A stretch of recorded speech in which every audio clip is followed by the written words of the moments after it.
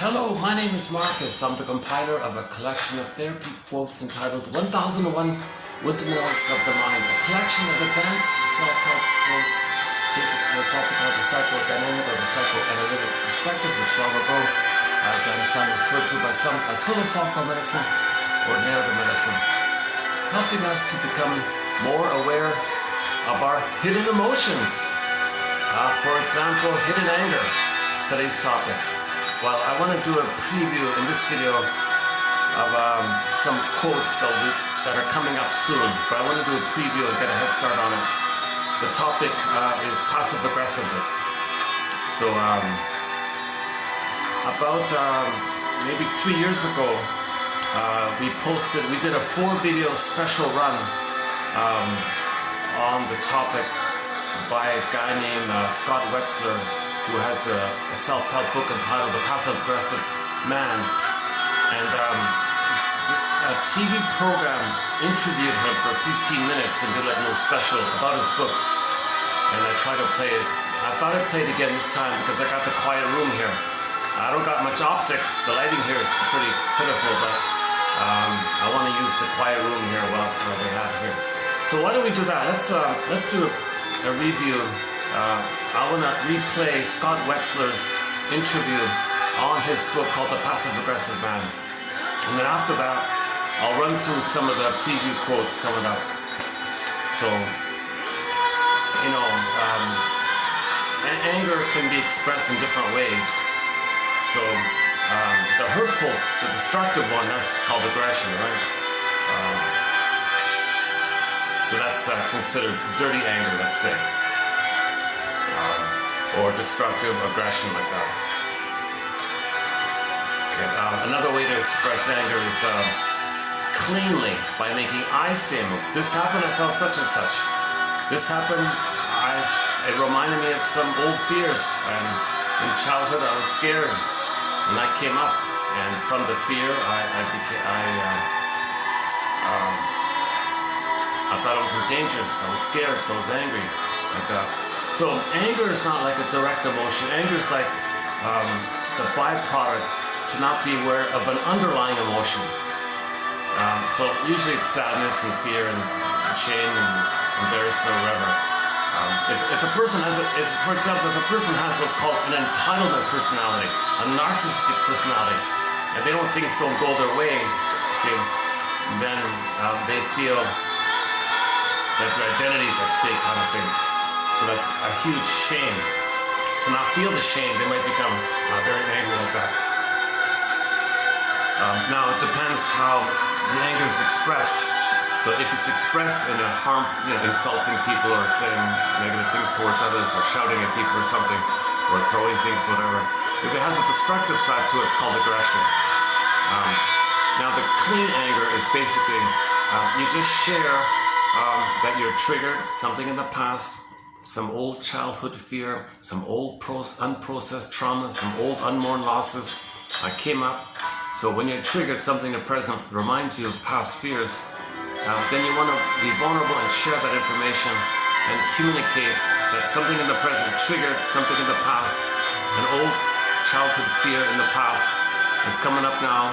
You identify the unmet need, so you go with the needs, unmet need. What need did you have as a child, which wasn't met, and how you felt by it, okay? And then you kind of share that kind of thing. So you're making it about yourself. If you make it about yourself and you share that vulnerability, you share the underlying feelings about yourself, rather than acting out and discharging tension like that. And that's considered assertiveness or clean anger or making I statements like that. Another way to express anger is what they call passively. Covertly, sneakily, hiddenly, quietly. Okay, so somebody's angry, and they remember from childhood they weren't allowed to ever show anger, right? But they were angry, so they learned to do it covertly. So this covert expression of anger is called passive aggressiveness. So you're aggressive. Actually, it is aggressive, but it's passive.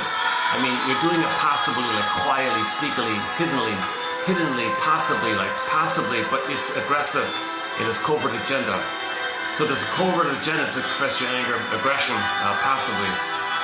So it's very hard to see that. So I'll play the Scott Wetzler clip in a minute now, and we'll read some quotes about it. So typically it's lateness, right? You know, the person doesn't want to go to the event, so they comply superficially. Oh yeah, sure, I'll see you there.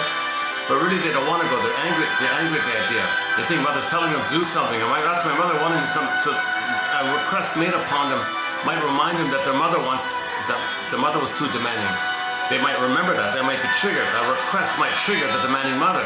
So they comply to please the mother, please the person present. But this time, like how they treated covertly with their mother, they're going to treat everybody covertly, kind of thing. So the child might procrastinate, hedge and dodge, and just stall and procrastinate and make excuses and maybe forget. And sometimes they can actually forget it. That's how powerful it is. They might actually forget it suddenly, or pretend to forget. So there's various tactics to delay, stall, delay, because they don't want to do it. People, usually lateness is a common one. People show up late, but they don't show up at all, and then they pretend they didn't understand, you didn't make it clear. Okay?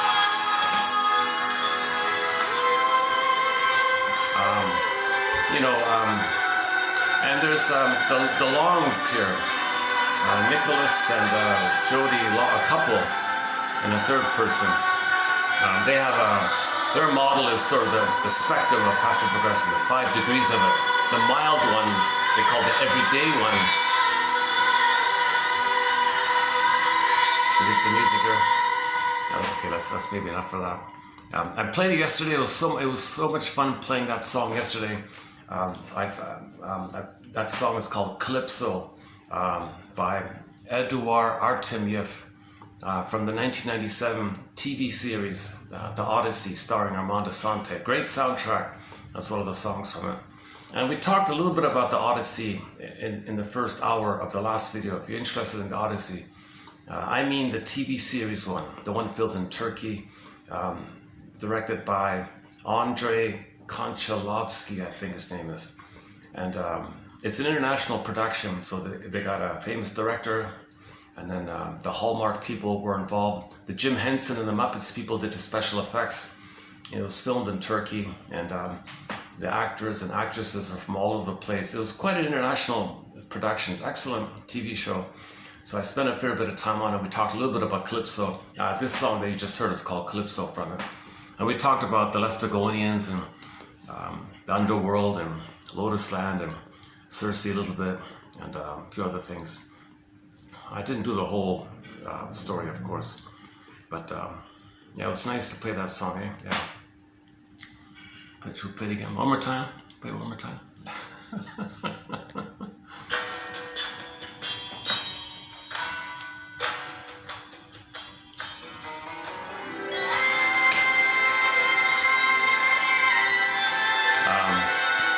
Oh yeah, okay. So yesterday,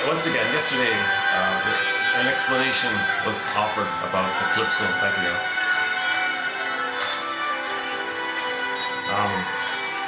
Okay, so his 5. Okay, on second thought, let's put the pause there. On second thought, yeah, let's just quickly mention the spectrum. So their model of their way of conceptualizing passive aggressiveness is on a spectrum in terms of degree, the mild everyday stuff that we see all the time, and then to the more destructive, like more intentional, malicious side of it all. So they label it as let's see here. Okay, the first one is the mildest one. They call it level 1 is temporary compliance. Temporary compliance. So they'll just agree with it wherever you ask them. Oh yes, of course, I'll pretend to agree. I'll comply, and then get out of it somehow, right? Like they'll delay or forget or whatever. That's maybe a common tactic. Parents say to the children, do such and such. Oh yes, of course, and then they forget, or later when the game's over, or things like that. So that's kind of like temporary compliance, and then you find some excuse to wiggle out of it somehow. That's considered the mild one. The next level up, in terms of if you're feeling more angry, is intentional inefficiency. Now you're deliberately going to sabotage the task. One kid was supposed to do some chores. He hated the idea, so he did a poor job, and with the vacuum cleaner he dinged and banged all the furniture and had scratches and dents all over the place. Then the mother got angry and said, I'll never let you do that again. Oh, good, okay. So in his anger, he was destructive in his... So when people do a bad job, they're supposed to do a job, and they do a bad job, that's deliberate inefficiency or something like that. So that's when workers delay or make mistakes and cause problems, and because they don't really want to do it. So they're expressing their anger in those kind of ways. Again, passive aggressively. So if you're angry and you express it in these covert ways. In the 2020 clip I'll play in a minute, he calls it the sneaky anger. These guys call it hidden anger. Another lady calls it the angry smile. The angry smile. So on the surface you got the mask, the psychological facade, or the psychological mask of smiling, okay, but underneath you're angry under the mask. And on the front cover of our book, you see a picture with the mask like that. Yeah, so we'll have a few quotes on that book as well. Okay, what's number 3 again? Letting a problem escalate. Okay, so now you don't care. Now you know that your passive aggressiveness is making the problem escalate, and you let it escalate. Yeah, good, let it escalate. Now you're getting in that kind. Now you're crossing over that 3 part. And then part 4 is okay. Yeah, I want the harm inflicted on the others. So this is, he calls it hidden but conscious revenge. He says. So the example was what was it again? The book catalogs. The book, it reads like a soap opera. 90% of it I just skipped it. 90% of the book is a detailed, dramatic soap opera kind of things. All those dramatic things you see. So one of them on the revenge one is 2 girlfriends were roommates at college or something. And one girl kept bringing her boyfriend in. The other girl was annoyed by it. And she kept saying, "I'm annoyed by it. Can't you go somewhere else?" So she took a photo of them, sent it to her friend's mother, and gave some sweet, syrupy excuse. "I think your daughter is failing at school because she's spending so much time with this fellow. Here's a photo." The mother freaked out, charged to the school, and pulled her out. "You got to stay home now," kind of thing. And she loved it. Now she paid a bit of a price because she couldn't afford to play the room by herself, so she got out. But she didn't care. She didn't care about the effect on herself. She wanted to get out somehow. Which leads to the next one, the 5th one, self-depreciation. So whenever you are hurting yourself and you don't care, as long as there's a psychological benefit, even though there's a more physical problem to you, but there's a psychological victory. He calls it self-depreciation. This is common when the son. The common example is the father only cares about the son's academic success. Doesn't care about the son as a person. Doesn't relate to the son as a person. They don't play ball together. Here's the money. Go to the school. Get your diploma. It makes me look good, and you're gonna take over the business. You're just going to be an extension of me. You never talk to me. We're not in a relationship here. So the father just values immensely the education for the son, but doesn't care about the son.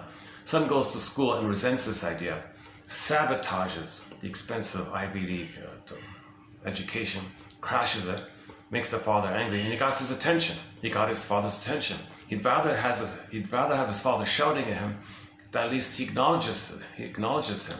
Now he loses the school, he loses the diploma. That's called a fire revenge kind of thing. But he's hurting himself to express his anger at his father. The only way to express anger at his father is to sabotage the thing that he loves. What does he love? The kid's potential degree. So crashes, destroys the degree to get back at the father, but at a huge cost to himself. These guys consider that sort of the 5th one. The passive-aggressive person is willing to damage his or her own life in dramatic and lasting ways in order to bring pain and suffering to a perceived persecutor. Yeah, so he doesn't care about the practical effects on him. He wants a psychological victory. But he loses his degree. And the roommate one, she couldn't afford the room. So she had to move out and rent a dump nearby or something and had to live in a less expensive, less comfortable room. But she said, fine, I'll suffer with this. I got back at her for, how she behaved in our room like that, didn't respect me, and flaunted her boyfriend in front of my face like this, and things like that. So you don't see any people, you don't really see people making I statements. You don't see people really saying, when this happened, I felt such and such, can we talk about it? They're just sneakily, and the theory is most children learn you're not allowed to express anger, but they are angry. So children learn to do these sneaky little things. Once that's set in, it's a template, they do it all the time, and then they love it, they love the power of it. And they can spend their whole lives with the passive-aggressive personality, and each time they do these things, they annoy people, and they love it. They love making others angry. They love getting back at the mother, and everybody's the mother, getting back at everybody. So they have all these little firework victories like that, but they lose at the end, overall. At the end, they really lose at the end. Although they may think at the moment they're satisfied getting back at the mother. I'm getting back at the mother. And with passive aggressiveness, it's almost impossible to call it out. It's very hard to call it out. So teachers don't know what to do, parents don't know what to do, employers don't know what to do. Usually it's very hard to identify this kind of behavior. But the receiver, the target, feels always confused. And then finally, when the receiver of the passive-aggressive person's behavior, the receiver, the so-called target, okay, he may suddenly get angry. And then he feels embarrassed, oh, I'm sorry. The passive-aggressive person feels a victory. He said, look how crazy he is. Can't control his emotions, what's wrong with him? See, I'm the superior one, he's the weak one or something. See, now the guy who got angry with the outburst apologizes, I won't do it again. And that confirms and that reinforces the passive-aggressive person's behavior, they said. So he feels a real power like this. So passive-aggressive people enjoy the power of this tactic. They are really excited about the power. They get a real pleasure of the power of doing little covert things to make others angry finally. They love it because other persons express their anger for them. They're afraid to express anger, so they want to coax the other, prod the other, trick the other to express anger. So if the other person is a proxy, they make the other person be a proxy anger person for them because they're afraid to express their anger. So find someone else to express anger for them. That's like kind of like a bonus for them. If someone else can express anger, then they can see their anger being expressed. They feel a release like that. They feel power doing it. They look good doing it. They feel some release doing it. So passive-aggressive people seem to have a kind of a strange situation because, yes, things are better when people don't overtly shout and get angry like that. So their style is probably going to be more socially accepted. They'll get hired by others, So employers are not going to employers usually don't want to hire a hot-tempered person. They'll hire the meek, mild-mannered, polite one. But it may turn out that the meek, mild, polite one does these sneaky little things that makes others angry or something. And then the employer looks at the one who had the temper tantrum and fires them and keeps the passive one. So it's an odd kind of thing. But the passive one is going to lose friends over time. They're not happy doing this. They're denying their soul like this. So this is a difficult topic, and these other authors, these Nicholas and Jody Long and this Whitson person, yeah, they also talk a lot about how there's so real little discussion about it. And it's a little better recently, but up until the 90s, zilch, no one talked about it. And the only real, so the first breakthrough was Mistress Wetzler's book called The Passive Aggressive. And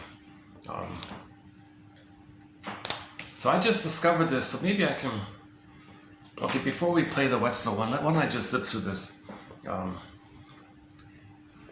Is there a person in your life who irritates and frustrates you in insignificant and endless ways? So the things they do are little minor, they're micro little things, but they know it'll, being vague, mixed messages, not clear. You meant that? No, you meant, no, I meant that. You meant, they love it when it's little and you can't really, you feel embarrassed to bring it up or something. So they play that kind of field. Is there a person in your life who irritates and frustrates you in insignificant and endless ways? If a name comes quickly to mind, chances are good you have identified a person with passive-aggressive behavior. Now, what about people who are it, people who do it? So their question was, do you get pleasure and satisfaction from consciously thwarting and quietly getting back at others? Do you find yourself habitually procrastinating, sulking, forgetting, being intentionally inefficient, plotting hidden revenge even, and even spiting yourself just to hurt others? Well, if so, you probably have identified yourself as a person with passive-aggressive behavior. Okay, passive-aggressive behavior does not alternate between passive. So the phrase is tricky. The passive-aggressive doesn't mean 1 minute he's passive, next minute he's aggressive. Doesn't mean like bipolar, like something like that. It's like a fusion of the two. It's kind of like think of the terms sugar-coated hostility, or compliant defiance, or hostile cooperation, or angry smile. Think of how it blurs a bit like that. So passive aggressiveness. So passive aggressiveness, maybe this one's good. Sugar-coated hostility or hostile cooperation. You're cooperating, but you're doing it in an angry mode. Yeah, sugar-coated hostility seems to be the best one here, right? Okay, passive-aggressive behavior doesn't alternate between passive behavior and aggressive behavior, but rather combines them simultaneously into one behavior that is both confounding and irritating to others. Passive-aggressive behavior exists all over the world, at every economic level. So don't think about any kind of place around the world. Be careful like that. So it's not like, certain regions. It's tempting to think that, but if you're more objective and you think more with other elements, this is all over the place. Okay, the wealthy, the not so wealthy, people who live in cold places, hot places, what you name it. It's pretty much equalized all over the place. This is a common phenomenon. It's all over the place. Passive aggressiveness exists everywhere. It's all over the place, kind of thing.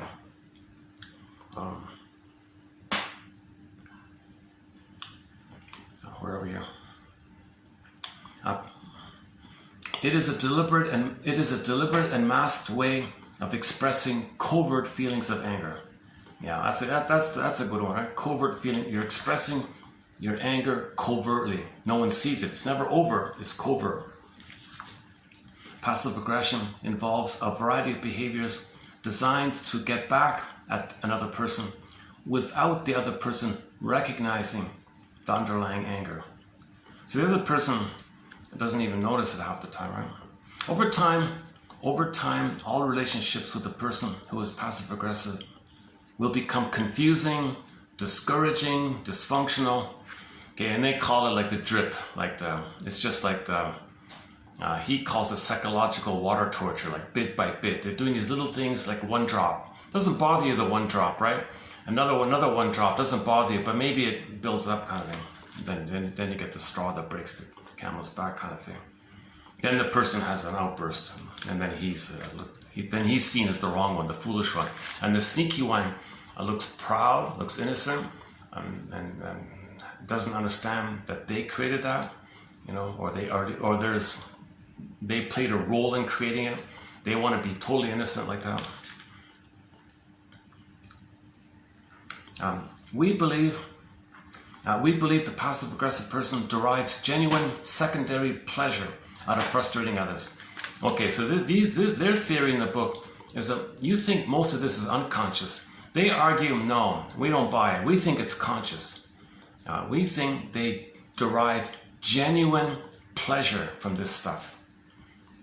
So the bureaucrat at the government office who's got a little power, you know, he loves it. Oh yeah, not time for, I gotta come back later, I'm busy, I'm closed, gotta go there, gotta go there. He loves this kind of power maybe. He might actually love that, you know.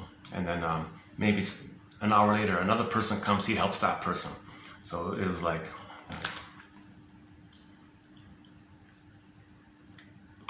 so he was expressing his anger towards the first person because maybe the first person more resembled his mother somehow, I don't know. Or maybe the second person, the boss is watching, I don't know. So then, when people are passive aggressive, they argue that they kind of sneakily like him. Inside they like him. Now, for this reason, we call this pattern of behavior the angry smile. Look at the name of their book, right? It causes others to swallow their anger and eventually blow up. So they can be, passive-aggressive people can be secretive, evasive, they procrastinate or carry out tasks inefficiently, are overtly cooperative, but covertly uncooperative. Well, that's a good one. They're overtly cooperative, but covertly uncooperative.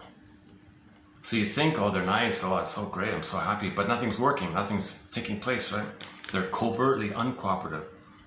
And they will always deny that they're angry. If you point it out to them, they'll completely think you're nuts. Like they'll totally deny it. Although at the same time they're aware of it, they'll deny it. It's funny like that, right? Now sometimes it is unconscious. Okay, they call it a psychological mask, this angry smile. Passive aggressiveness, they call a psychological mask. Hiding their anger behind a passive-aggressive facade. Some people come to understand how effective passive-aggressive behavior can be in manipulating and controlling others in the short term. This behavior gives them a sense of power to replace their feelings of inadequacy and allows them to be cleverly oppositional without others recognizing the depth of their underlying anger.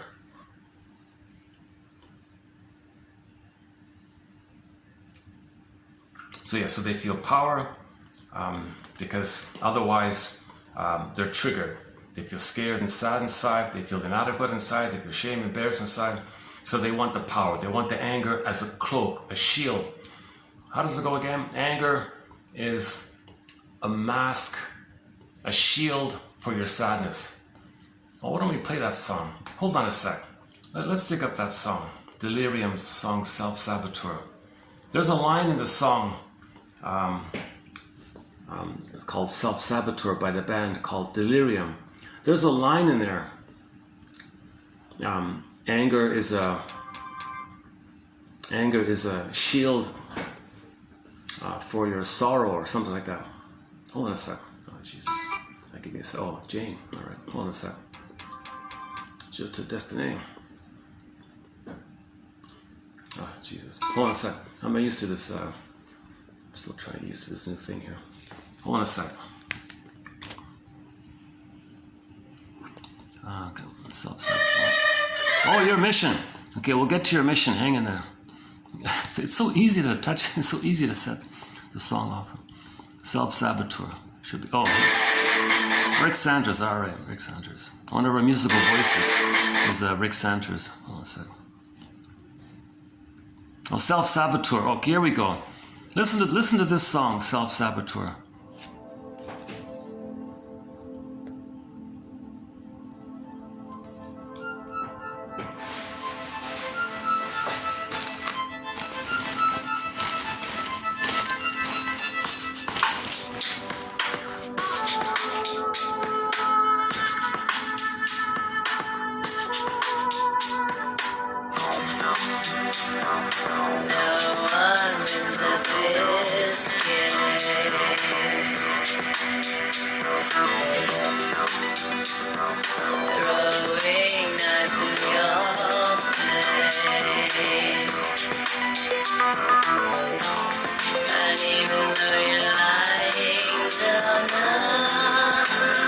You're dying in a war zone.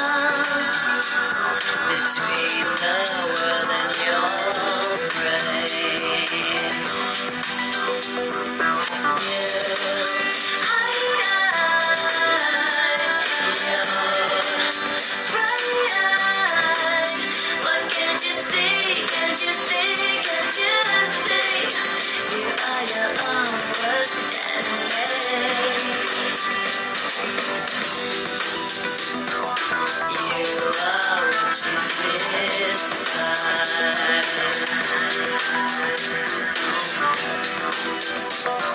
Blame insomnia, compromise.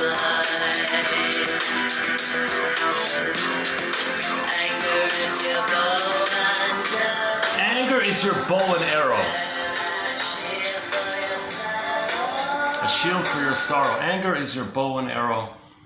A shield for your sorrow. Is that right? Something like that. So people who are passive aggressive, okay, it's because underneath the anger they're feeling, there is some kind of sadness, fear, etc. Okay, there's something vulnerable triggered up, and to not feel it, to bury it, well, anger is like a defense, because you want others to feel vulnerable, you want others to feel scared and sad, you want others to express what you don't want to know within. Then you don't know that it's within. So then you get a sense of power like that. So it's always kind of in that area. Okay, let's pick up on that point. Let's see if we can do a better job on that one later. With some parent,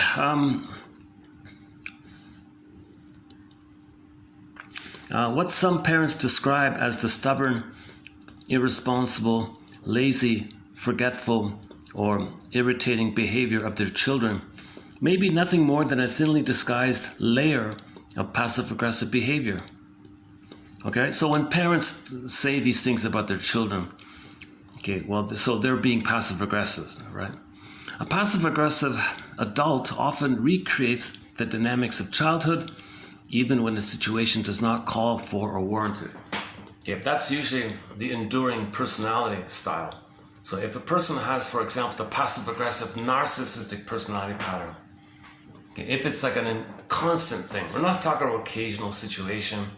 You know, some people might, for the situation, maybe engage in it, but it's not like a compulsive, automatic kind of thing. If it's a compulsive, automatic thing, then that's considered a disorder of the self, okay, a personality pattern, okay, called the passive-aggressive narcissistic personality pattern, like that. So we're not talking about the occasional use of passive-aggressive techniques. And yeah, so for example, healthy people know a variety of ways of responding to difficult situations and expressing anger. For them, well, passive-aggressive behavior is one option, and it's not a habitual or predictable response to an authority figure. This kind of passive-aggressive behavior is a function of the situation rather than an ingrained personality trait. Okay, there it is there, right? A few passive-aggressive persons have told us privately and with delightful satisfaction how enjoyable, rewarding, and effective it is to be passive-aggressive. Some passive-aggressive people receive an abundant amount of self-reinforcing pleasure from their characteristic behavior. So this couple is somehow convinced that they thrive on it, they live on it, it's their hobby, like a permanent hobby or something. They want to. So I don't know about that. Okay, next one. So what about men and women? They argue it may be more common with women because women tend to face more social backlash than men when they directly express their feelings of anger. Now, for this reason, passive-aggressive behavior may become the familiar choice for many women. And one woman said, the mother said to her, you look, oh boy, what was it again? You look, hideous. You look hideous when you're angry. The mother said to the daughter, anytime the daughter might be angry, you look hideous. Whoa. So that probably wouldn't be said to a son, right? And then, here it is here. Quote, I became, so here's the victim talking. I became this way I became passive aggressive in my childhood as a way to deal with my parents. By the way, this venue is just by accident. I found this little restaurant. I thought I'd give it a try. They have these little enclosed rooms here. A little expensive. I just for some variety here. I didn't realize the lighting would be so miserable here, but okay, enough about that. Okay, cool. Back to the lady here. So here's a woman who was told that, and as a response, she figured out a way to be passive aggressive, to express her anger. I became this way in my childhood as a way to deal with my mother and father, who would always tell me that it was hideous for little children to show their anger. Since I have been taking out my anger this way since I was a kid, it's second nature for me to make people feel irritated, frustrated, and confused without being able to point the finger at me for causing it. It's my way of getting back at people without being seen as hideous. So the passive-aggressive kid, I gotta find a way to express my anger where it's so hidden, it's so covert, my mother won't say I'm hideous, she's confused. So the kid learns it. They're very super antenna, hyper antenna. They gotta survive like this. So that's a stamp, a template. It's a template. If that's an ingrained template, it becomes second nature. And then she lives with it all the time. That's your traumatic curse. That's your traumatic script. So being constantly passive aggressiveness is like an imprint like that. It's an internal working model. It's a coping strategy that was only meant to be for that time. It's not meant to be used all the time, kind of thing. And the most important thing for passive aggressive people is to express the anger. Never mind being competent or making money or success. They want to get that anger up. That's sort of the main kind of thing here. Passive aggression exists in many homes and is the silent saboteur of healthy feelings of comfort, authenticity, and intimacy among family members. Like a microscopic mite, oh my goodness, it floats undetected in the social atmosphere of the home, contaminating the psychological health of everyone. No one escapes the infection of passive-aggressive behavior because everyone develops an allergic reaction to it.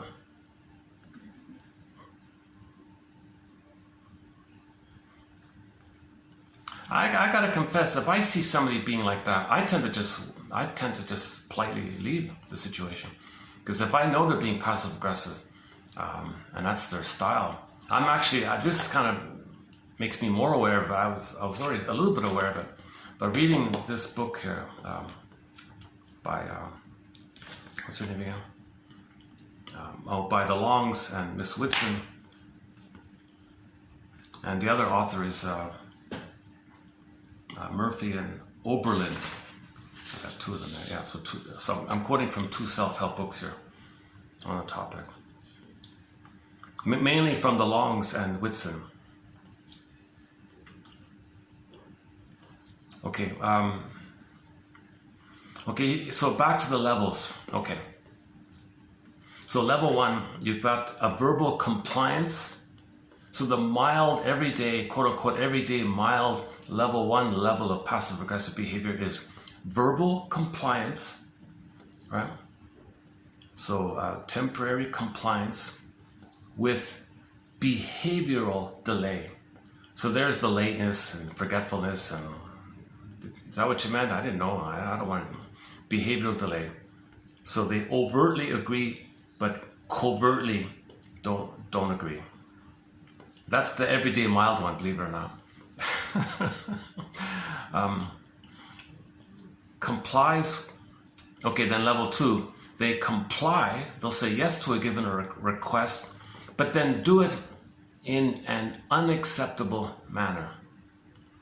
The frustrated requester often ends up doing the task himself and doesn't ask the person to do it again in the future. So they don't want to be asked again to do the thing. So fine, I'll do it, I'll make a mess, I'll cause all these problems, and you'll never ask me again. So that's how we got his anger. Okay, now we get into the darker side here, I guess. Level 3 adds an additional layer of intention. Okay, now we cross over, so to speak.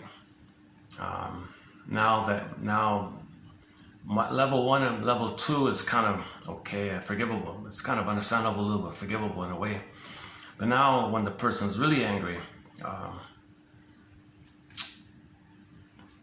so here, now they allow problems to escalate. So they set it up, they know something's happening, oh good. Now they can at any time say something or do something to solve the problem. No, let it escalate on purpose. Just stand back and let it escalate on purpose. I think in the outer world it's called lie hop. Let it happen on purpose. Just let it happen on purpose. I don't care, let it happen on that kind of attitude. So that's, now you're crossing over kind of thing. Level 4 is this desire to get back at people somehow, the revenge one.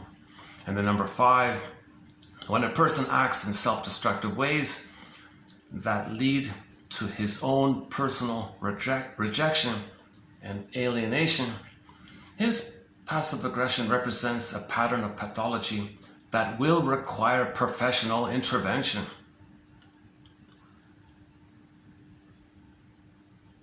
Okay, so the headings for these 5 types are temporary compliance. Okay, next, intentional inefficiency, letting a problem escalate, hidden but conscious revenge, and self-depreciation. The passive-aggressive person wins by losing. See, okay, while she gains temporary emotional satisfaction by getting the other person to act out her anger, that's a relief. You're blowing off steam for me. I vicariously, in a voyeuristic way, I vicariously see my anger expressed by you. You shout and throw things. I love it. Oh, what a relief. Okay, that's why people watch sitcoms with people shouting all the time. It's considered that they're the exhibitionistic display of anger for all the quiet, passive-aggressive people sitting at home behind the TV watching it, kind of thing. So that's why it's always a sick thing. It's a perverse kind of thing to coax others to express your anger for you, because you're afraid to make an I statement. You're afraid to communicate, what's honest about you, kind of thing.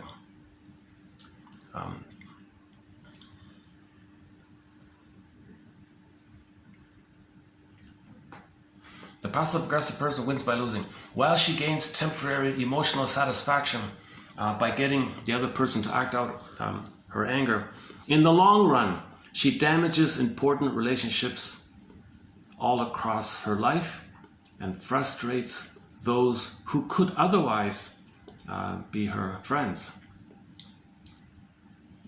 The passive-aggressive person's lack of authentic relationships and inability to express emotions honestly and directly means that in the end, all of her wins add up to a substantial loss.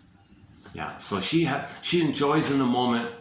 She enjoys in the moment someone else is expressing her anger for her. She's blowing off steam. She feels some tension release. She feels some less tension if someone else expresses the tension. And she enjoys the power of doing all that. She enjoys the power of never getting caught. She enjoys the power of others getting punished for their behavior like that. She doesn't get punished for her anger like that. So she's using others as a proxy for her, kind of thing. Passive aggression is distinguished as a pathological and problematic way of life only when it goes beyond a situational response or the teenage phase. So the teenage phase is it might just be part of the teenage phase. It might be there, so you can't tell what's going on in the teenage phase. Okay, so we're not talking about situations for the moment, where you choose it for the moment, it's appropriate for the moment to be passive-aggressive. It's not a compulsive, automatic, reflexive thing you do. It's just a conscious, situational thing you do. And we're not talking about the teenager time. So it's more something that's pervasive in almost all situations, or all the time, basically, across most situations. The classic scenario is that the receiver does not acknowledge the small, irritating acts of aggression, because to do so would seem petty. Yeah, so the person would be embarrassed to say, did you notice the contradiction in what you just said? Oh, you're so petty. Oh, what's wrong with you? I'm just talking. You're too sensitive, so they'll attack you. Right? So the person doesn't want to be criticized. It sets it up that they'll look petty or something. But when the receiver's holding tank overflows eventually, then she unleashes floodwaters of accumulated anger. Then now the passive-aggressive person, dry as a bone, watches it all happen with satisfaction. So they enjoy the show. They sit back and watch the other person freak out, throw the tantrum or something. They enjoy it because they're getting stress relief, they're safe, they're seen as good, the virtuous, and meanwhile their anger is being dissipated just for the moment. If someone else expresses it for them on their behalf in a process known as projective identification, where they regard the other person as them being their true angry self, but the other one is expressing it and they don't know how to express it cleanly, they can't express it uggily, so the other one expresses it uggily. At least it's expressed somehow, so they feel some kind of release, so they enjoy it. Passive-aggressive people enjoy being passive-aggressive on some level. I mean, not at the ultimate, deepest level, but on some superficial level. The relative anonymity offered by technology offers a great tool for passive-aggressive persons, from cyberbullying to harsh texts to sarcastic emails whose biting tones can be downplayed. Oh, I didn't mean it that way. You were reading me all wrong. So they can easily turn it. So if they're behind a screen, they got more of a means to be passive aggressive, it seems.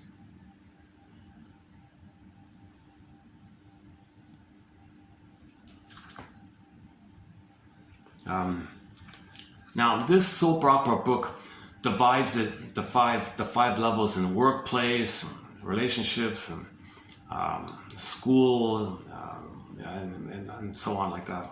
So I didn't even read all that. I just skimmed at the workplace one. So, for example, passive aggressiveness can be seen in the workplace. So just a few examples. The person avoids responsibility for tasks. Okay, so he doesn't want to do it, so he avoids it, so he just dodges it, avoids it, delays or something, I don't know. Okay, does less when asked more. He does less when asked more. That's aggressive. I don't want to do it, I'll just do the minimum. Takes longer than others to complete the task. Okay, so they're dawdling and extending it. Misses deadlines, okay. Because, see, everything is protest against the mother. Passive-aggressive behavior is that everybody's the mother who's demanding, and they're angry at the mother, and everybody's the mother, and they're pervasively, constantly in battle with the mother. So everyone wants something, everyone needs something, everyone requires something. Okay, click. Okay, there's the mother, and they're unconscious. Okay, they're going to be sneaky and covert in their anger at mother. They don't see the reality of the people in this current situation. They don't care about that kind of stuff. They just got to get their anger out of the mother. They're still living in the past. They have an unresolved issue with the mother, unfinished business with the mother. They're hugely angry at the mother, and the mother didn't allow the child to communicate cleanly their anger or any kind of anger. It was all buried like that, repressed, denied. So they go through life thinking that the intensity with the mother is dispersed onto everybody. Okay, that's called transference. Now you see everybody's your mother, or symbolically standing in for the mother, or people triggering your mother. When someone in the present triggers your mother, you transfer the mother to the person in the present. The person in the present isn't your mother, but that's what happens with transfers. When there's pain and it's unresolved, okay, there's no time there, so all time is that time. So someone in the present triggers it, then the present's the past. Okay, the present is called the presenting past, or the present is called the presented past. Okay, or you transfer the past to the present, and the present's the past, like that.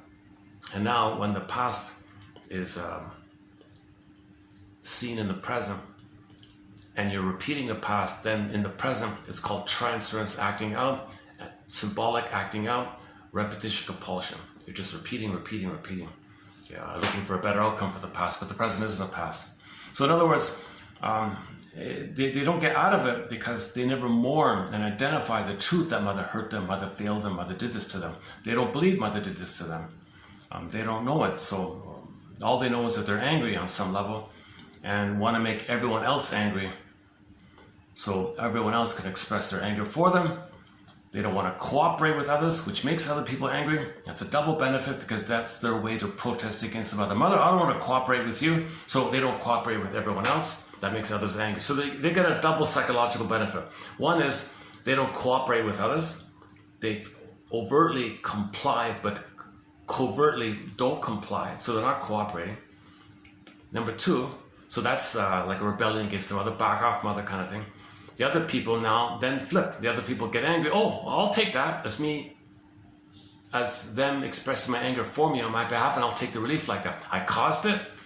I didn't do what mother wanted, and someone else expressed my anger for me. So they get a lot of psychological benefits like this in the moment. Now again, in the long run, they lose overall because they never have their soul. They never have authentic relationships. They never have honesty with anyone. They never have intimacy. You know, so, but they're having a quote unquote party their whole time like this.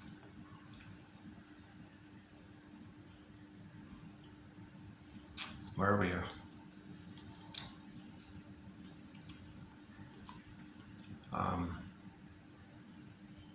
Oh, the email one. So, I didn't mean it that way. You were reading me wrong. We did that right. Oh, the workplace. The workplace. So other ones at the workplace. Misses deadlines. Sins of omission, withholds all that. Oh, this is a big one. Withholding information, sin of omission. Deliberately withhold important information, knowing that others not knowing what they're supposed to know will cause all these problems. They love it. They love to withhold the important information because that'll make the other people angry, and that's what they're covertly trying to do. So to covertly make the other person angry, you deliberately withhold the needed information, or present it in a vague, misleading way, knowing or setting it up that they'll take it the wrong way, and you love that kind of stuff.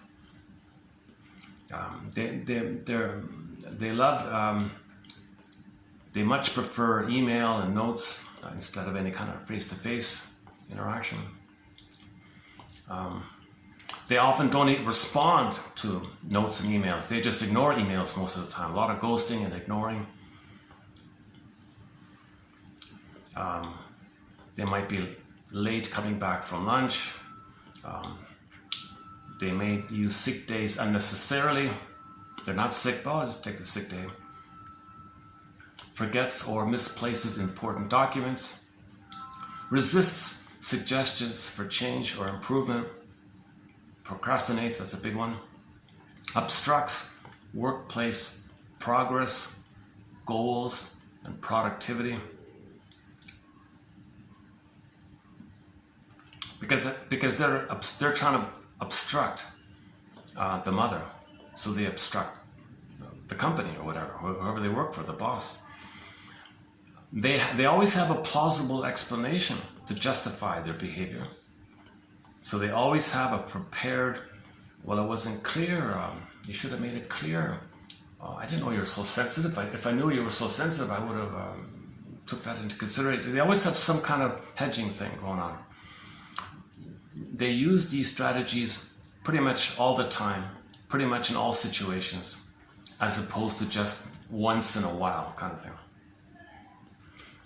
Now people exposed, now the receiving end, people who are not passive aggressive, they may find themselves in counter passive aggression. Now things are getting worse, right? If the receiver responds also in a passive aggressive way, you can see the mess, right? Counter passive aggression explains why rational and reasonable persons react to passive aggressive behavior in irrational, conflict fueling ways. Many times the adult is shocked and appalled to find himself or herself behaving counter passive aggressively, and dismayed to have acted in such a childish and unprofessional way. So people who are generally healthy and they're exposed drip, drip, drip, drip by the passive aggressive, the healthy person unknowingly may the contagion effect or something, and then they act passive aggressive and they catch themselves, oh, I'm sorry. People with the passive aggressive personality don't see themselves as the source of the problem. They don't admit their contribution to the role. They don't identify or admit how their passive aggressive behavior is contributing to any kind of problem.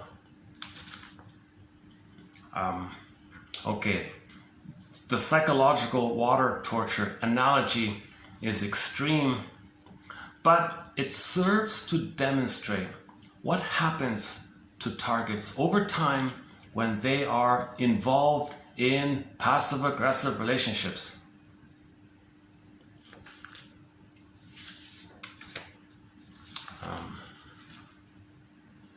Okay, next one here. Well, this next one is sort of like this next one, 3818, is sort of their kind of like their overall summary of it all. So this next paragraph I'm going to read is kind of like a general summary of the whole thing. Let's give this a try here. Is it okay? Should I read it like this? Is it better like this? Hey, why don't we dig up some peaceful music in the background? Sure. Hold on a sec. Do we have any new age or ambient or something like that? I've got lots of classic. Oh, soul searching. Should we do that one? Okay, why not? Let's just leave it this one here. Let me lower the volume. Glenn Fry's song called Soul Searching. Okay. Initially, so here's the summary of it all. I mean the summary of passive aggressiveness. Initially, the target is attracted to a passive aggressive individual because of his or her social skills and non-aggressive manner. Yeah, so the stereotype is the 9 on the Enneagram. They may look like peacemakers, and polite and soft and all. They may look like that. So you're drawn to that. Right? You're drawn to that. They don't show anger. So you're drawn, you feel safe with it. See, initially you feel safe like that. So a lot of people will be drawn to passive aggressive people because passive aggressive people seem pleasant. They don't show anger. So we're drawn, people, in general terms. So the target is attracted to a passive aggressive person because of their social skills and non-aggressive manner. As the relationship experiences a normal amount of frustration, the passive aggressive person begins to express anger in an indirect and subtle drip by drip manner. He may temporarily comply, forget, procrastinate, and so on.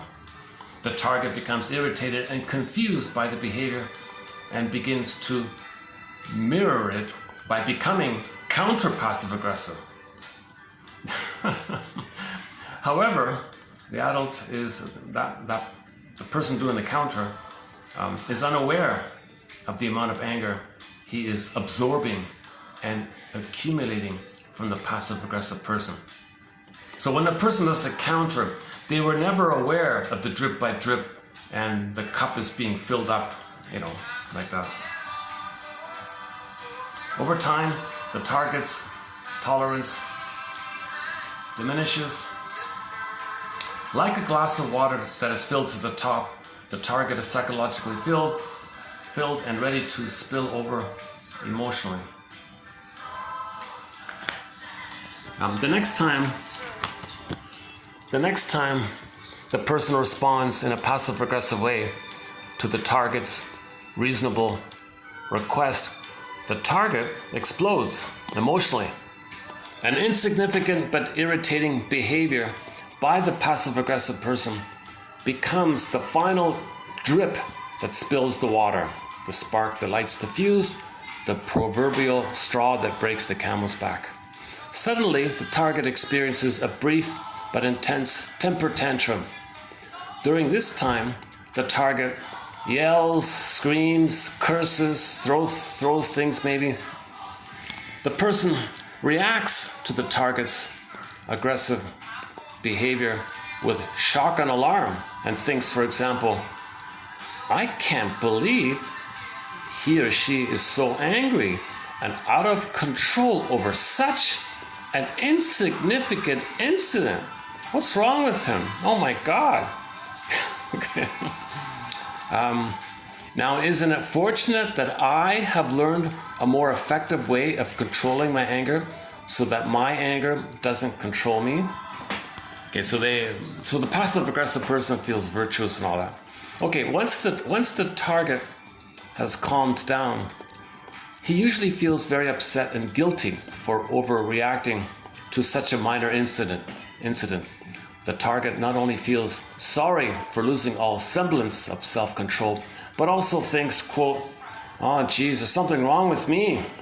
Yeah, there's really something wrong with me. I've got too much PTSD. Jesus, my amygdala is too enlarged. Simultaneously, the passive-aggressive person tells the target that she does. Yeah, okay. Now, so now the passive-aggressive person, the sneaky one, tells the guy who blew up that they don't deserve to be victimized. That the target's behavior was an overreaction to a minor thing, and that she deserves an immediate apology. The target agrees and says, I'm sorry, I don't know what came over me, I'm so sorry, it won't happen again. This apology has a special psychological meaning to the passive-aggressive person. It reinforces the person's belief that the expression of anger is destructive. Consequently, the person has no motivation to alter her passive-aggressive way of life. Sadly, the target continues the emotional roller coaster bond with the passive-aggressive person until the next temper tantrum occurs. This pattern of behavior will perpetuate itself until the target becomes aware of her accumulated anger and finds appropriate ways of expressing that anger in non-toxic ways. Okay, so the target's got to do some make I statements. The target can say to himself certain things. For example, the target can say to himself, you know what? I'm in touch with my underlying feelings of anger. I feel anger and I know there's feelings under the anger and I'm in touch with my underlying feelings. Okay, the passive-aggressive person isn't. So I have choice over how I express my feelings. Now, this person is just compulsively being like that. Next one. There's no need to doubt myself because I can see beyond his irritating passive-aggressive behavior. So he identifies the other person being passive-aggressive and feels like a compulsion. Whereas the target says to himself, okay, I'm starting to feel angry. And I know that there's feelings underneath it, that I'm triggered. I know I can choose to express my anger cleanly, make I statements, or do some, he says, do Columbo, be like Columbo, that's one way to deal with it. One way to deal with their recommendation, or one of their recommendations to deal with passive-aggressive people is to be like Columbo.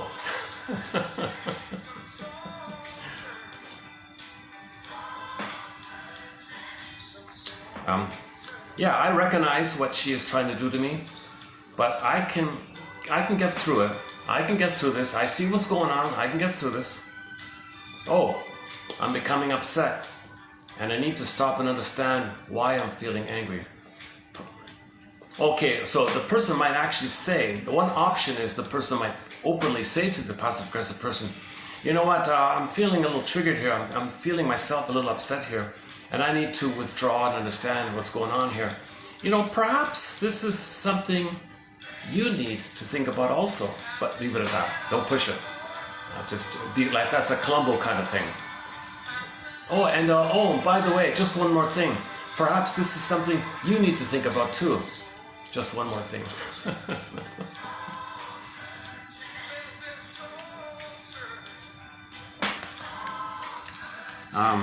Okay, in the workplace, the one example was the person openly said, hey, I have a thought about why you didn't do what you're supposed to have done, right?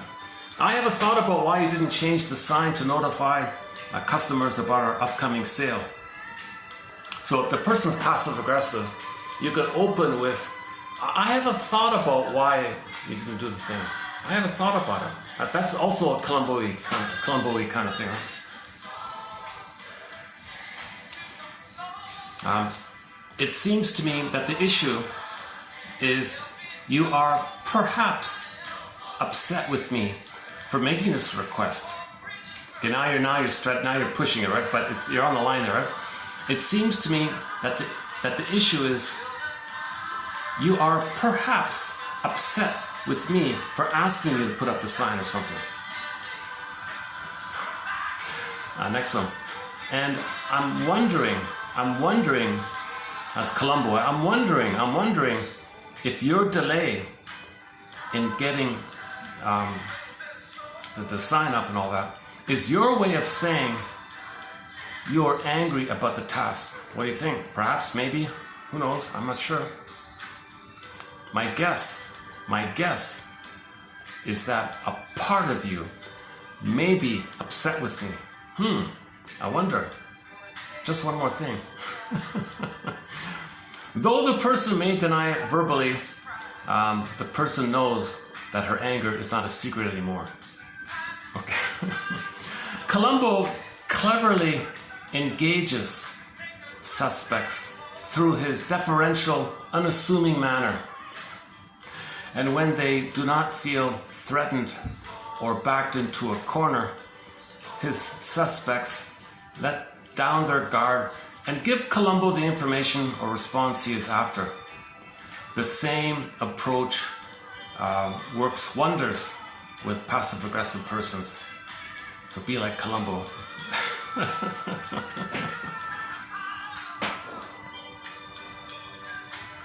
They don't have any magic answer on how to. They don't have any magic answer. So the second part here, what I read, is sort of a sample of their suggestions.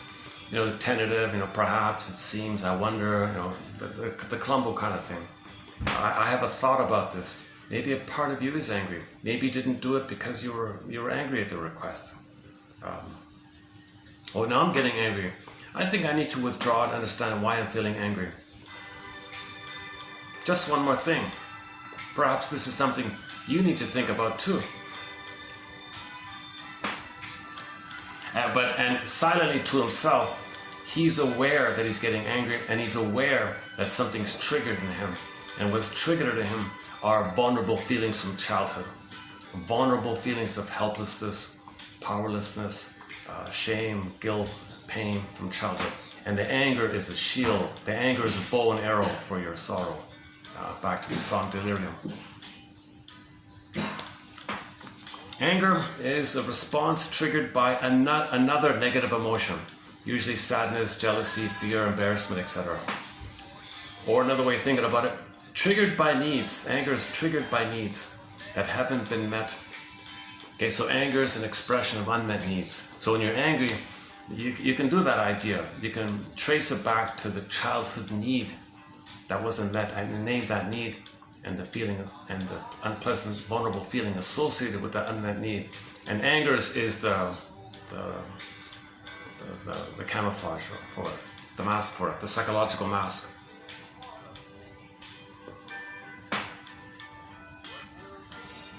Okay, these guys, yeah, these other two people call it hidden anger. So they call passive aggressive. Some people call it covert anger. Some people call passive aggressiveness covert anger. Some people call it hidden anger. Hidden anger. We see hidden anger in the following. They say incongruent, indirect, and unproductive behavior. Inactivity, sins of omission. It's part of a dysfunctional pattern of dealing with and diminishing others in a shrewd way. Often payback for a grudge or pain inflicted out of envy or perceived unfairness. Sometimes it's a power play to establish the pecking order. Oh, Jesus. That's in the workplace one, I think.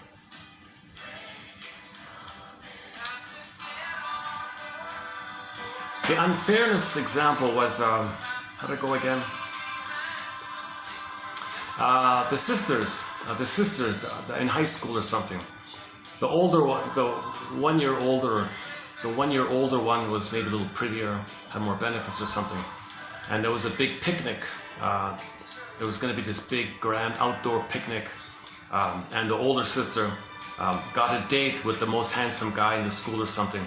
And she told her younger sister, "Hey, I've got the date with the most handsome guy here. Gee, this is going to be a great picnic. Gee, it's too bad you don't have a date. Yeah, too bad. If you did, you could enjoy yourself. Gee, it's too bad." So the younger sister was very angry at this. So what she did, was, she went to her sister's mosquito repellent lotion or something, because it was going to be an outdoor thing. They were expecting mosquitoes. So the younger sister went to her sister's bag or whatever, found her mosquito repellent lotion or whatever it is, dumped half of it out, and filled up the other half with some mild baby lotion or something, I forgot, and shook it and mixed it up. So the oldest sister took that diluted, ineffective mosquito repellent lotion with her, went to the picnic, used it, and the mosquitoes were all over her.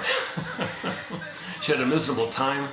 She came home complaining about, why did all the bugs attack me? I don't get it. So that's an example of the sister's passive aggressiveness. The sister was very passive aggressive.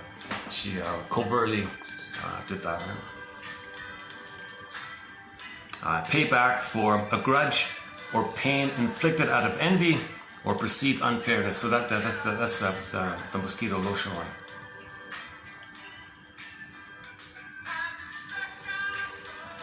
Okay, last one here. If hidden anger is unleashed upon you, you'll probably feel like a bad character.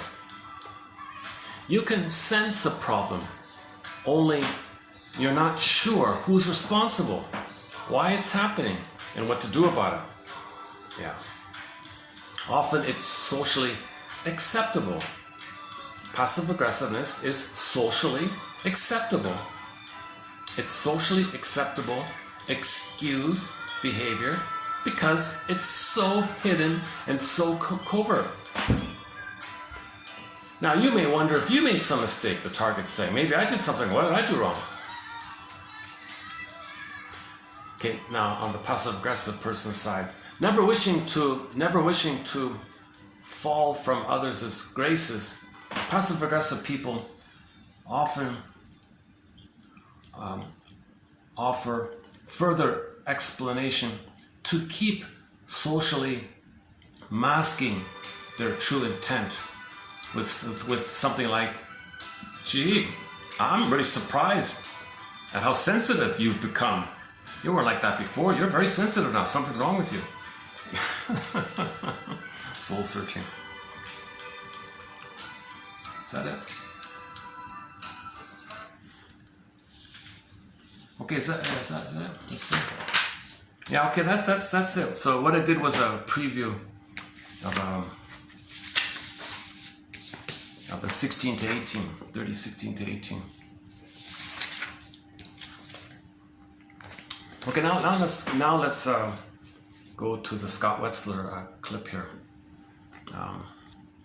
I remember when I played this 3 years ago, I had a noisy background. So finally we'll have a clean copy of it here. In case the YouTube one gets withdrawn or lost or someone pulls it down, then it's lost altogether. So then this will be the only source for this clip. It's only 15 minutes long, but it's kind of condensed, it's kind of packed, it's very efficient, it's a good news report. So let's dig it up here. 1993. Okay. Hold on a second. Let's get the volume right. Let's get the volume back. Okay. So this is a program, a news program called 2020. Are they still around? I don't know. But anyways, let's see. How's that? Is that okay? All right. Let's begin.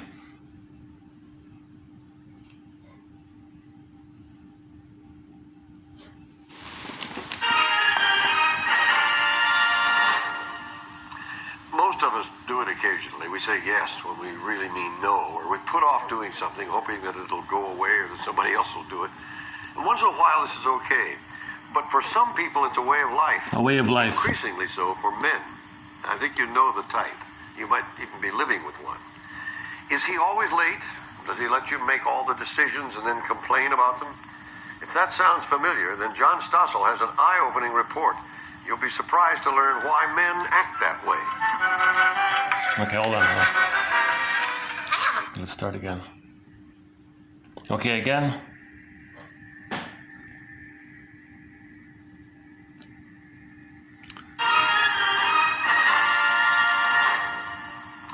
Most of us do it occasionally. We say yes when we really mean no, or we put off doing something hoping that it'll go away or that somebody else will do it. And once in a while, this is okay. But for some people, it's a way of life. Increasingly so for men. I think you know the type. You might even be living with one. Is he always late? Does he let you make all the decisions and then complain about them?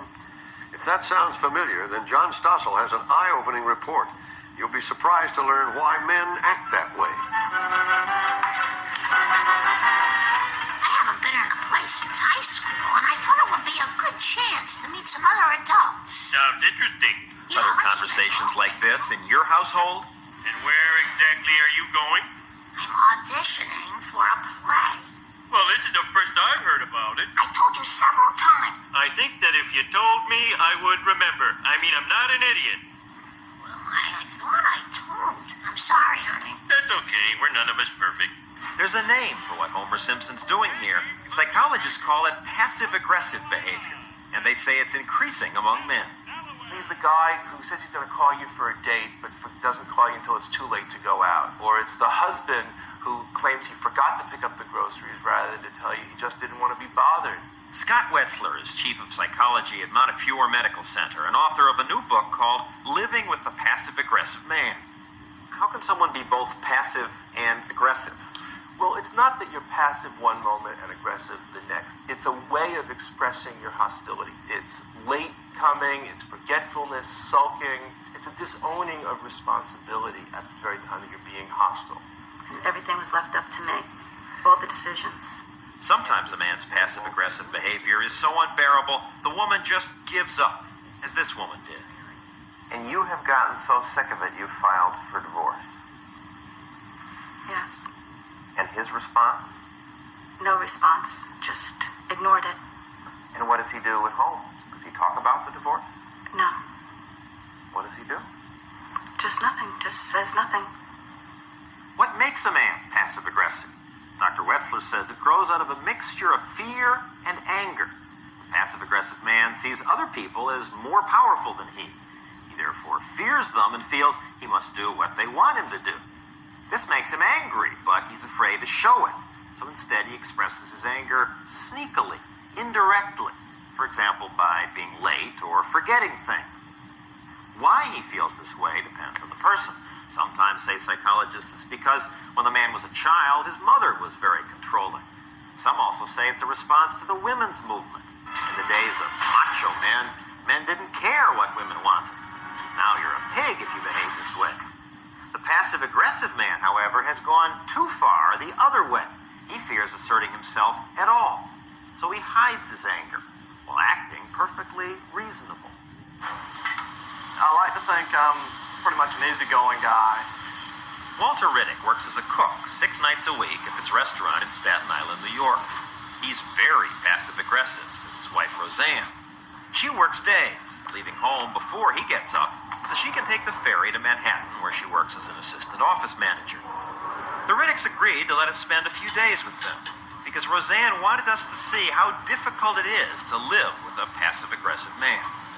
Because Walter works at night and I'm in the daytime, I have to rely on asking him to do things for me. A lot of times he doesn't.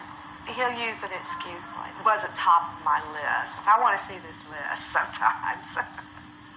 One thing that's been on Walter's list for months is sheetrocking the bathroom. He's got a good start there. And then you come over here and that's where it all is. Walter promised he'd have this done by last Christmas. So how come you don't do it? I guess I just have no excuse. Putting things off is a common indicator of passive aggression.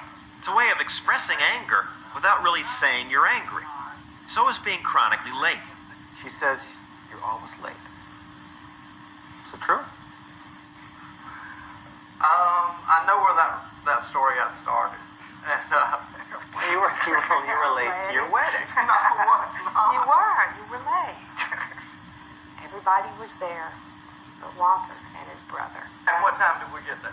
About 10 minutes before we walked down the aisle. About 20 minutes before we were supposed to be there. Long enough for his mother to cry and my mother to keep saying, I know he's coming because he called. Does this make Walter passive-aggressive? Well, let's watch some more. Today's Tuesday, Walter's only day off. He's not a selfish guy. He's a wonderful parent, spending lots of time doting on his son, Ian. And once Ian's in school, Walter does lots of household chores. It's only when Roseanne asks him to do something that the passive-aggressive behavior comes out. Yeah, that's gonna be hard to do. I'll have to call you back. If I'm out and I get tied up late, I'm real bad about not calling. Well, let me go then, and I'll try to call you later if I get a chance. You don't say you'll call her. You'll say, I'll try to call you. Yeah. That's what he said. I don't like having to call her every time I turn around. So why don't you just say, I'm not going to call you? Well, that's not what she wants to hear. Wetzler says this slippery inability to be direct is what passive aggression's all about. Now it's Tuesday evening. Here you go. Hold on to that rail. Because we see one another so seldom, Tuesday nights are nights that I'd like for him to be home when I come home. However, Walter's late, so Roseanne and Ian start making pizza for dinner. Walter arrives half an hour later. You want to get a chair for me? I do. That's your chair. Well, how about mommy? After dinner, it's bedtime for Ian. Then it's time to decide what TV show to watch. I want to see that thing on J. Edgar Hoover. Walter has something else in mind. What is this? It's, that helicopter thing. Blue Thunder. I'm not watching Blue Thunder. Well, I'm sorry. What do they end up watching?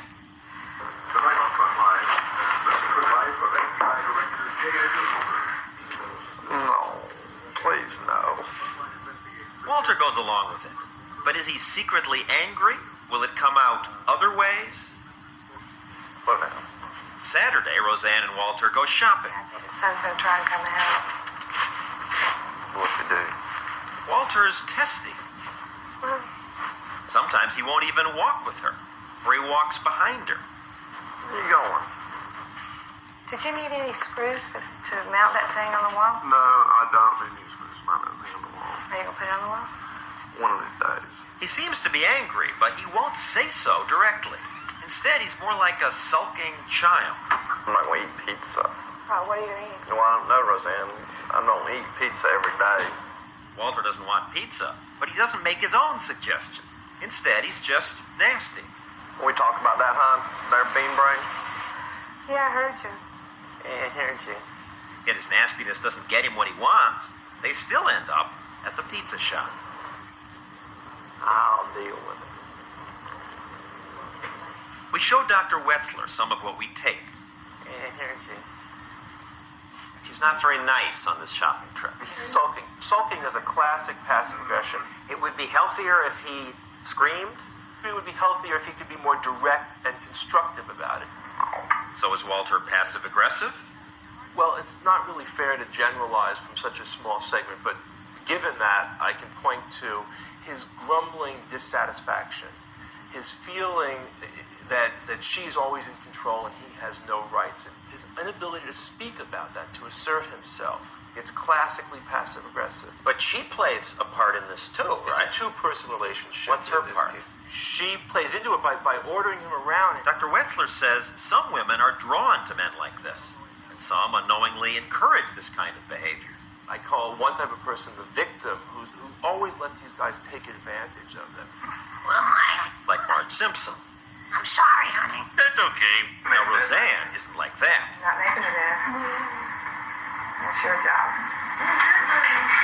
She seems to be what in your book you call the manager. Yes.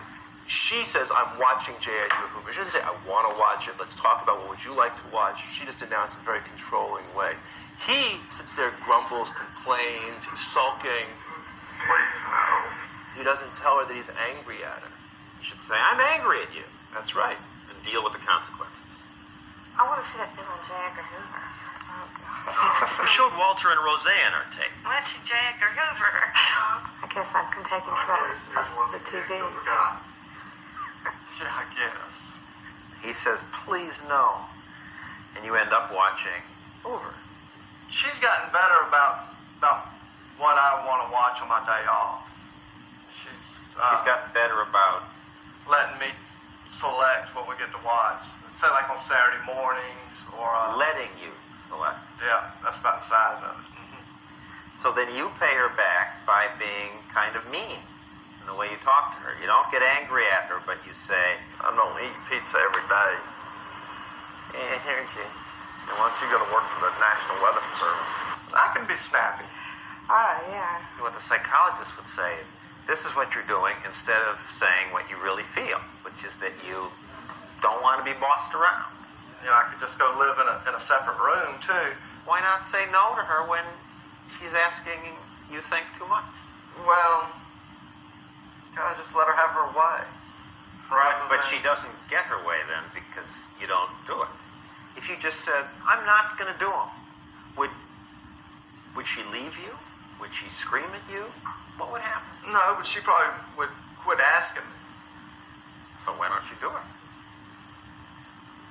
Well, it might hurt her feelings. You don't want to hurt her feelings. Well, not any more than I do. Often one result of passive-aggressive behavior is that couples grow distant. She to avoid his aggravating her, he to avoid arguments. Do you mind that you don't have lots of time together? This is your brain when you're struggling with focus. Hold And on. this is your brain when you're in the zone, but getting in the zone and staying there. It bothers me sometimes more Walter? than him. Well, not so much. I've had a lot of time with her already, and I think it's That sometimes sounds great. it's less that I have to listen to, I suppose.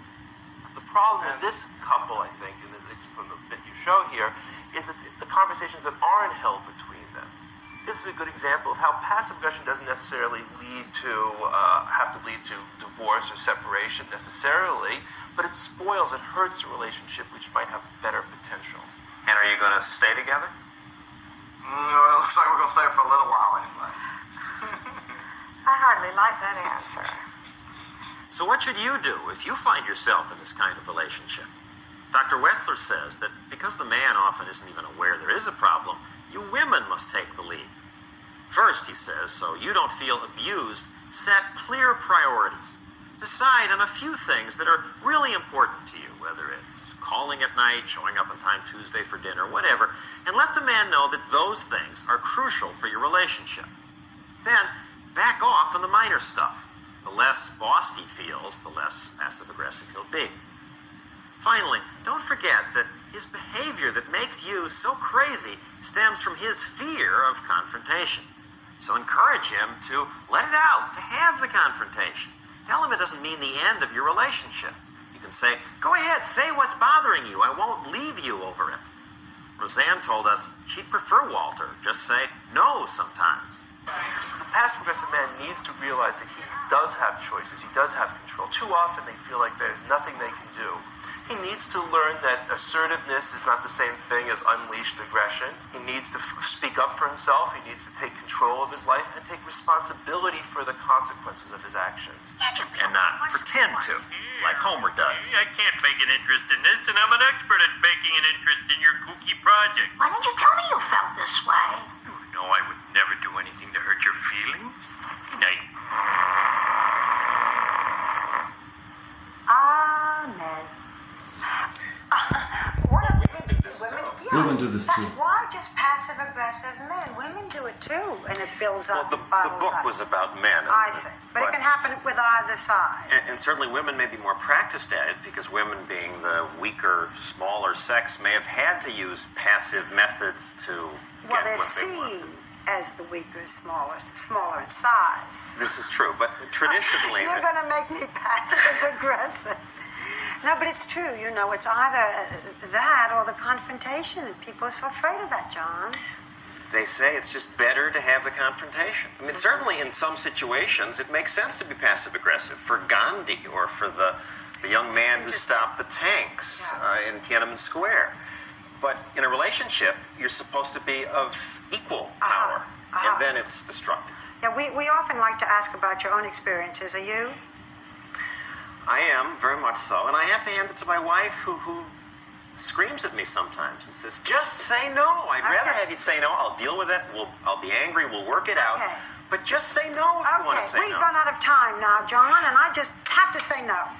Okay, is that all right? I'm confused now. Does that mean you don't want to say no? We'll be right back.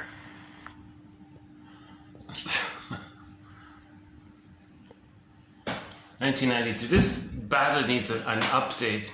My goodness. So, considering this is like the only introductory kind of first time this topic's been presented, can't expect too much on it. But it's not too bad, anyways. Hopefully, the preview I did today was a bit, at least on this, in terms of our thread in our 1001 Windmills of the Mind collection. We have 62 threads. In our thread on passive aggressiveness, I feel like this stuff here that we did today adds to it, finally. So let's break up a song here. Hold on a sec. It's kind of funny doing it. It's kind of weird doing it in here, right? I'm not used to it. Hold on a sec. Let's dig up the song here. Back to Calypso. All of the joy for which you pray is 100 tears away.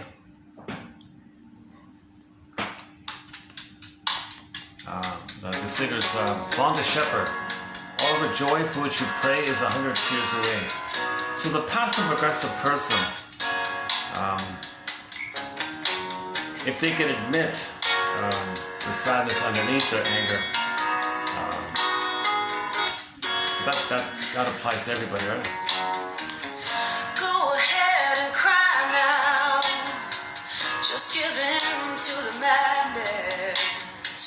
The only way to feel your joy The only way to feel your joy is first to feel your sadness. Yeah. So sadness runs the console, then joy comes back to it. You can't bypass that. You gotta have the sadness, then the joy, right? The only way to tame your fear is to feel her rocky motion. You're a long way from somewhere you call home, yeah. There's a place in your heart, you're not alone. All of the happiness you seek, all of the joy for which you pray is closer than you think. just 100 tears away. Oh, and of course, another way, of the many, many ways anger can be expressed. Another one we forgot to mention is that the anger rebounds in the body. So now the organs can be overflooded or overloaded with your own anger going onto the organs.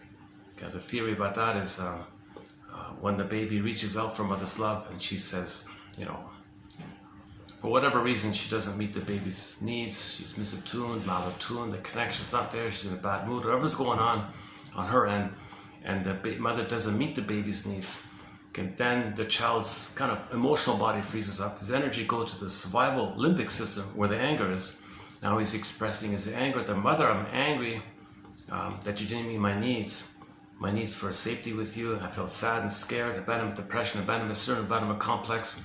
Okay, that's the vulnerable, scary feelings. Okay, I felt that stuff. Okay, when you didn't meet my needs. And then that leads to the anger. So the anger is a cloak. Okay, it's a regression to communicate that you feel scared and sad because the needs were met. Your needs for love with the mother were met. So the soul freezes, life force goes back to the limbic system, and that's the stress response. Okay, now the child is expressing his anger, kind of like round 2. So round 1, mother, I need your love. She says no. Soul freezes. Okay, then it goes in the collar for affect. The feminine, the princess flies away, etc. Okay, discussed many videos already. And then the life force goes to the survival system. Okay, the limbic part of the brain, the stress response. So he can't flee, that's the fear one, he can't run away. So he's kind of cornered, so to speak. So now the anger comes in. Now the baby's saying, look, I'm really angry, mother. Now it turns to aggression because I had fantasies that I want to control you and possess you and devour you. So now the child has these wild fantasies, like in Miss Fairy Tales. He feels like a hungry wolf or something, and thinks the mother's a devouring monster. So things are wildly exaggerated in the baby's mentation like that. Okay, now the mother says, oh, you can't be angry. You look hideous, baby. You can't be angry. Babies shouldn't be angry. But the baby is angry. If it's blocked, if the mother doesn't respond to the signal, she ignores and gaslights the baby, punishes the baby, withdraws, does something. Where does the baby's anger go now? Okay, so like a river hitting the bank, it's going to rebound in on itself. Now it's got rebounding aggression. So his anger at the mother is going to be diverted back in on the child, rebounding aggression. Okay, now psychologically, the child thinks he's going to attack his body. He psychologically thinks he's attacking his mother because he can't tell the difference between where he begins and ends and where the mother begins and ends. Fusion, merging, symbiosis, participation, mystique, unio, mystica. He doesn't know, he doesn't have this sense of differentiation. So it seems that one theory is that the baby's anger at his mother, he attacks himself. He's angry at himself inwardly. His anger is going inside like that, thinking he's attacking his mother, but in reality, no, he's attacking his own body. So now you got some symptom, some organ or organ system or something is being flooded like that.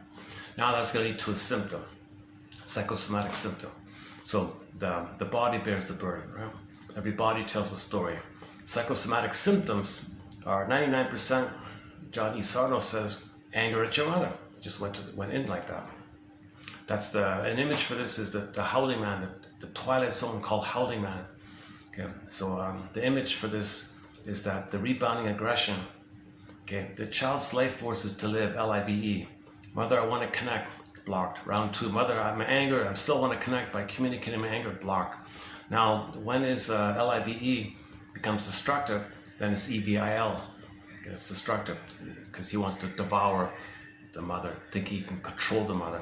But now it's turning in on itself. Now he's devouring his organs like this. In effect, that's going to lead to the pain of the psychosomatic symptom. Now, it takes time, of course. The organs can hold him for a few decades or something like that.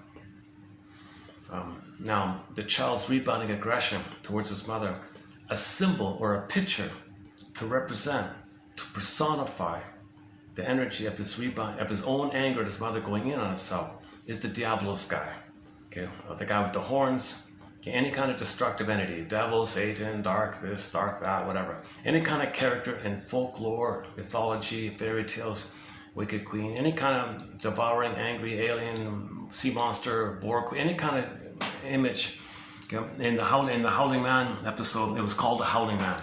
The devil guy was called the Howling Man because your anger at your mother going in on itself, now you're in pain with them. So now the person is kind of like a howling man. He's in pain, lonely, howling, awoo, ouch, pain, alone, howling man.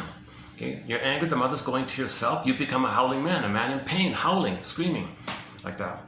So that's part of it. Now the body can't hold it all continuously. So the other way anger is expressed is through prejudice, okay, scapegoating, okay, displacement, blaming, externalization, whatever. So now how that works is just quickly is that the person wants to find some excuse to think that someone else is no good. That's himself.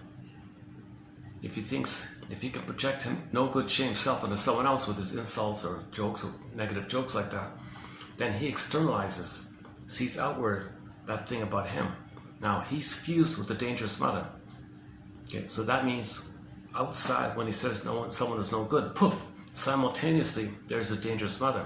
Now the other is the mother, the dangerous mother. Now he expresses his anger that's going to the organ, opens the door, and the howling man escapes. That's what the monk was saying in the film. And it comes back in, goes out again, in, goes out again. And the message of the howling man, the monk said, geez, if the anger's going in, if there is the howling man locked in so you got a castle, that's the person, the psyche, the mind, the person. Inside the body is persons, the whole system. There's a room, the howling man is in this little cell-like room or something. He's not even really locked in or something, just to make it clear. So it's just your own anger is going in like that. It goes out when you find some excuse to think that someone else is your no good you, therefore that your dangerous other is your mother. So your dangerous mother, you say someone else is you, then simultaneously you project your dangerous mother onto the other, and that dynamic takes place because of the fusion and differentiation. So the person feels no good, mother's dangerous. So find someone else who's no good, poof, there's your dangerous mother. And now that other is your mother. Now you say, oh, there's my mother. Now I can express my anger at my mother. Now this mechanism is very easy to trigger. It's kind of like they don't care about the reality. It's a psychological issue. They don't care about the reality of it all. Just say someone is no good, find some fault in them, and there's your dangerous mother, and now you're angry at that person. Okay, very traumatized people hate the ones they hurt, they say. Now the idea of calling this sometimes prejudice is because prejudice, one take on it is the fear of the unknown, someone's different, not familiar to you. Okay. So that means somebody in the present, if there's any kind of a way to think that they have something different from what you're familiar with, so something you don't know about them, they speak different languages, just some trifle, trivial biological variation, okay, just a slight different, just some little thing that you're not familiar with, that can trigger, okay, the inside the template. Now in the template, from the baby's point of view, when the mother's different, unknown, scary, alien, scary stuff for the baby, he thinks it's gone, he's very enraged like that. That's in the template. That's going on all the time. Okay, so something in the present triggers the past, then you transfer the past to the present. That's not reality, right? The person in the present isn't the dangerous mother in the past. And a double unreality, because the mother wasn't really that dangerous. The confusion is that the baby can't know that he's so enraged at his mother. So the imagery is a monster to represent and symbolize his rage, and then he projects the unreal symbol. Symbols are not real, but he projects the symbol nevertheless onto the mother, says the mother, describes the mother in that way.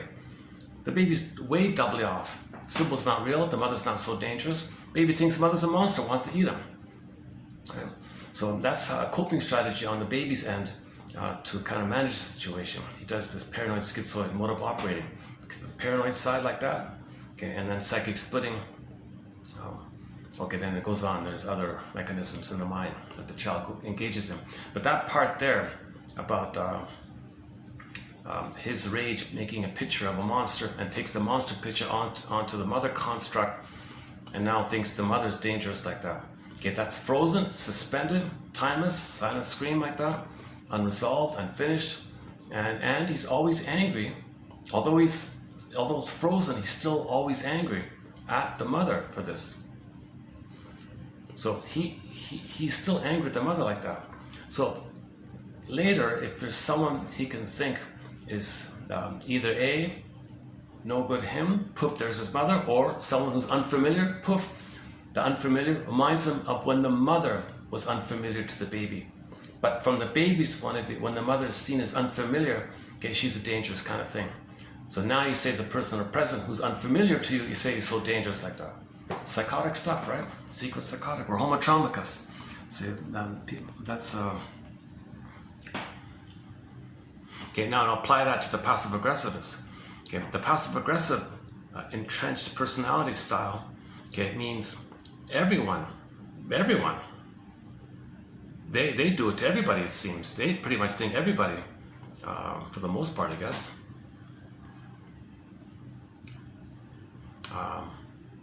If anybody out there has some kind of request or some kind of wish or wants something from them, that can trigger, most of the time, not all the time, but most of the time, they're gonna stall and protest, like do all the covert things, procrastinate, okay, be inefficient, be late, self-sabotage things, be deliberately inefficient, set things up so things get worse, get at them, make them suffer, and make them express your anger on your behalf. That's a bonus like that. So if a passive-aggressive narcissist, for example, or passive-aggressive personality, I haven't seen any kind of it's a question of a degree, right? Because codependents can be passive-aggressive when they're under stress, but usually they're not. Codependents can make I statements. They can say, gee, you know, I want to talk about this. When that happened, they remind me of something. I'd like to share that vulnerability with you. I want to make an I statement. I want, you know, I seek validation for what's going on here. I want to share my wound with you, my vulnerability with you, intimacy. Now, so that codependents can do that. But when codependents feel immense stress, they can regress back to the stinger mode, right? So codependents can be passive-aggressive when they're under stress. Healthier people just choose it on occasion, depending on the situation. Then, if it's in the stinger mode, okay, trauma before 18 months, one of the stinger personality patterns, among the many, seems to be the passive-aggressive narcissist, just to make it clear, it's narcissist. So the passive-aggressive personality, if it's like constant, like it's this personality, does it all the time basically, then it's considered to be the narcissist area, stinger area.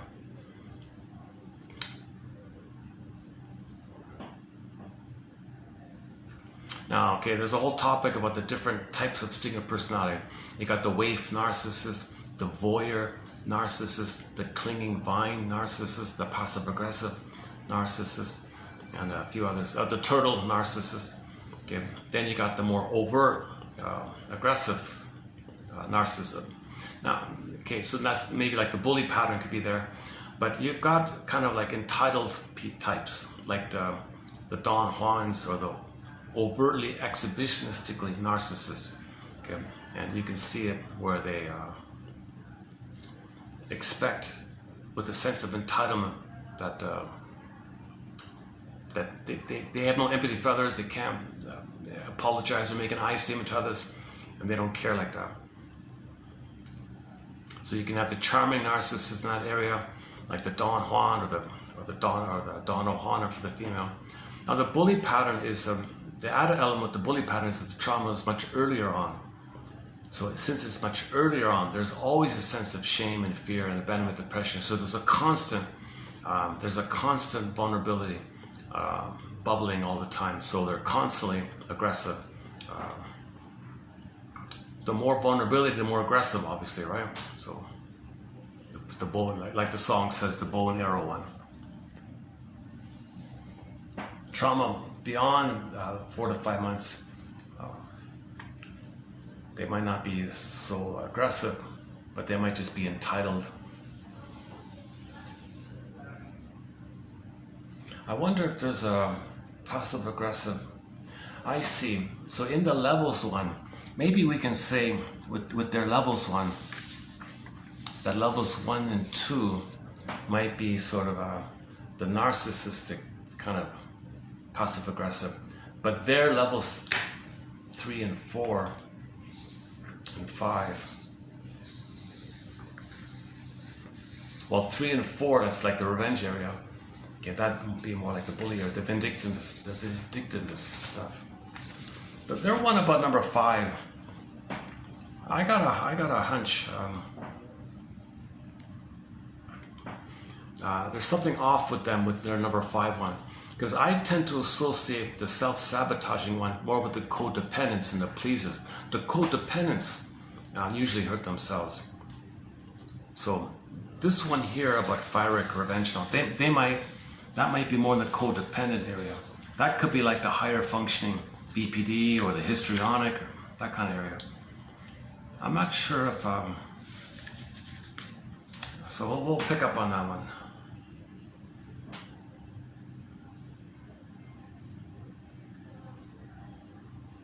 Oh, maybe they're right. Maybe it's true. Yeah, maybe it's true. If the kid flunks out of school just to make us angry, just to make his father angry, and he's willing to suffer not having a degree, a pyrrhic revenge like that. Yeah, so maybe he's also in that kind of a bully kind of area, right? Like a covert bully like that. Passive aggressive covert bully like that. Yeah, okay. All of the joy for which you pray. Go ahead and listen. Just give in to the voices. You think you're backed into a corner. You've got so many choices. You're a long way from someplace you feel safe.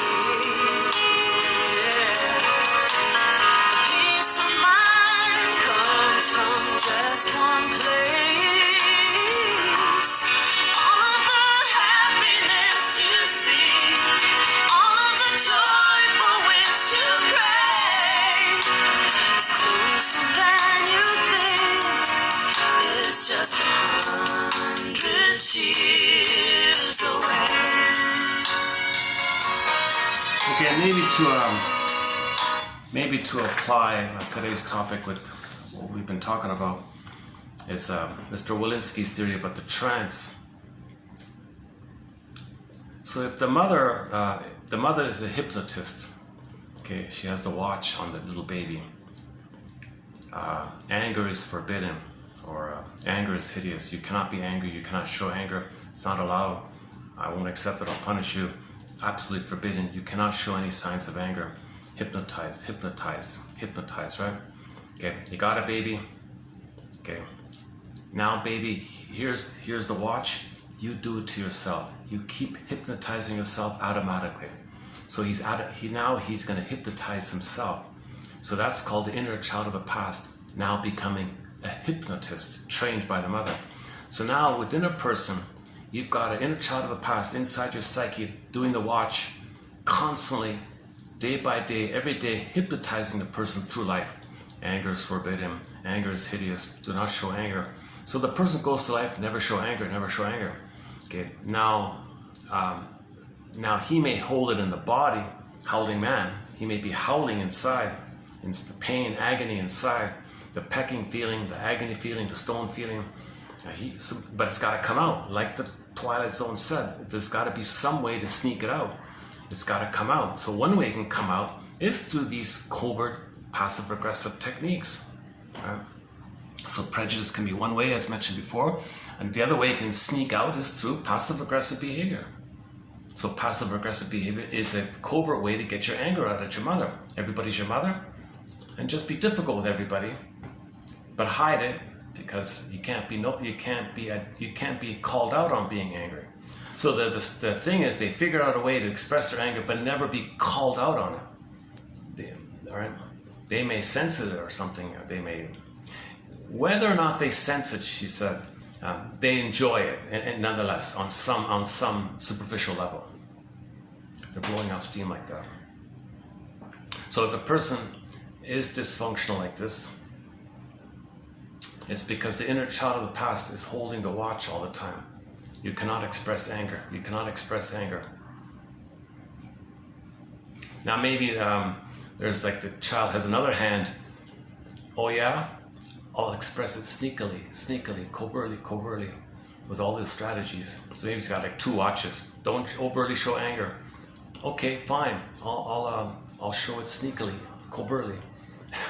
So he's got like 2 watches going on inside. Okay, now I've spent a fair time already on Walensky's material from his book called The Dark Side of the Inner Child. Not a very good title, I think, but it's a sequel to a very good book called The Trances People Live. His sequel is called about the child being a hypnotist. So I've spent several hours already in the past 3 videos doing previews of it. So I've kind of caught up with it. And out of laziness and I'm feeling a little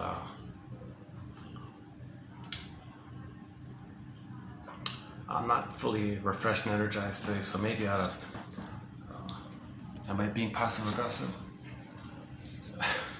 No, I want to run through it, but I'm not speaking so clear. I notice I'm not speaking so clear. I haven't been speaking very clearly and freshly in this video, but it's pretty clear. So back to the mission statement. So your mission, should you, let's dig it up here. Your mission, should you choose to accept it, is to, oops. This thing is so sensitive. You try to scroll, but you end up clicking something. What was that? Oh, there it is again. Oh, jeez, there it is again. That's Anne Shell, by the way.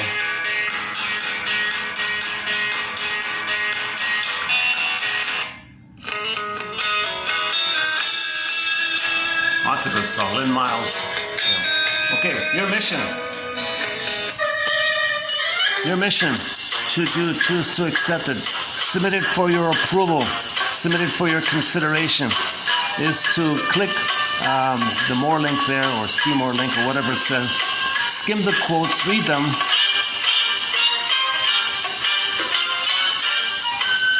If something there is of interest, use it as a springboard. Ask yourself, what does this quote remind me of? What does it suggest to me? What thoughts spring to mind? And when a feeling arises, validate the feeling. Make room for the feeling. I must have a very good reason for feeling this. And if you're resisting, notice it. Submit it for your approval. Okay, so that's your mission, to read this, and if something catches your interest, just pause and just use it as a springboard. What springs to mind? What else comes to mind freely? That's called free association, the fundamental rule, the basic rule. Say what freely comes to mind. That's making the unconscious conscious. Right? You're trying to bring into consciousness aspects about yourself that you were afraid to know. Now you relax, free associate freely, it might come up like that. And when feelings come, you got to make room for the feeling, validate the feeling, accept the feeling, allow the feeling, constructive allowing. If the feeling does wave, then be a surfer and allow the wave kind of feeling. If it's more like a sensation, visceral stuff in the body, well, notice the sensation, and likewise accept the sensation. I must have a good reason for feeling, tension here or an ache here or whatever. And if you do that, sometimes it does lead to a feeling when you identify the sensation. If you stay with the sensation, they may lead to a more primary feeling from the feeling self. But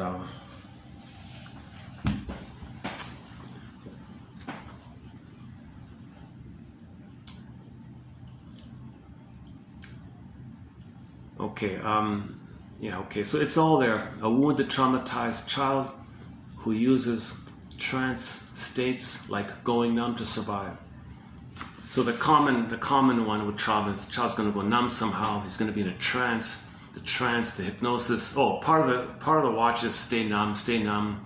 You can't know the truth, your mother hurt you, so stay numb, stay numb. So you're also in a trance.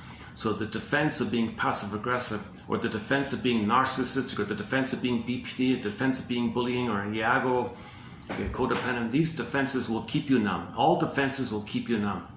Okay, so the simple metaphor is, or the simple example is, okay, I never like mentioning this, but if the tiger is going to gobble up the poor gazelle or whatever, well, the mercy is the gazelle won't feel it, he'll be numb. His brain will send him endorphins, the mercy numbing thing, so he won't really feel it. He goes into some blotted out trance or something. So when babies are traumatized, we go in a bit of a trance. Okay, it's not a perfect parallel, but somebody used that example.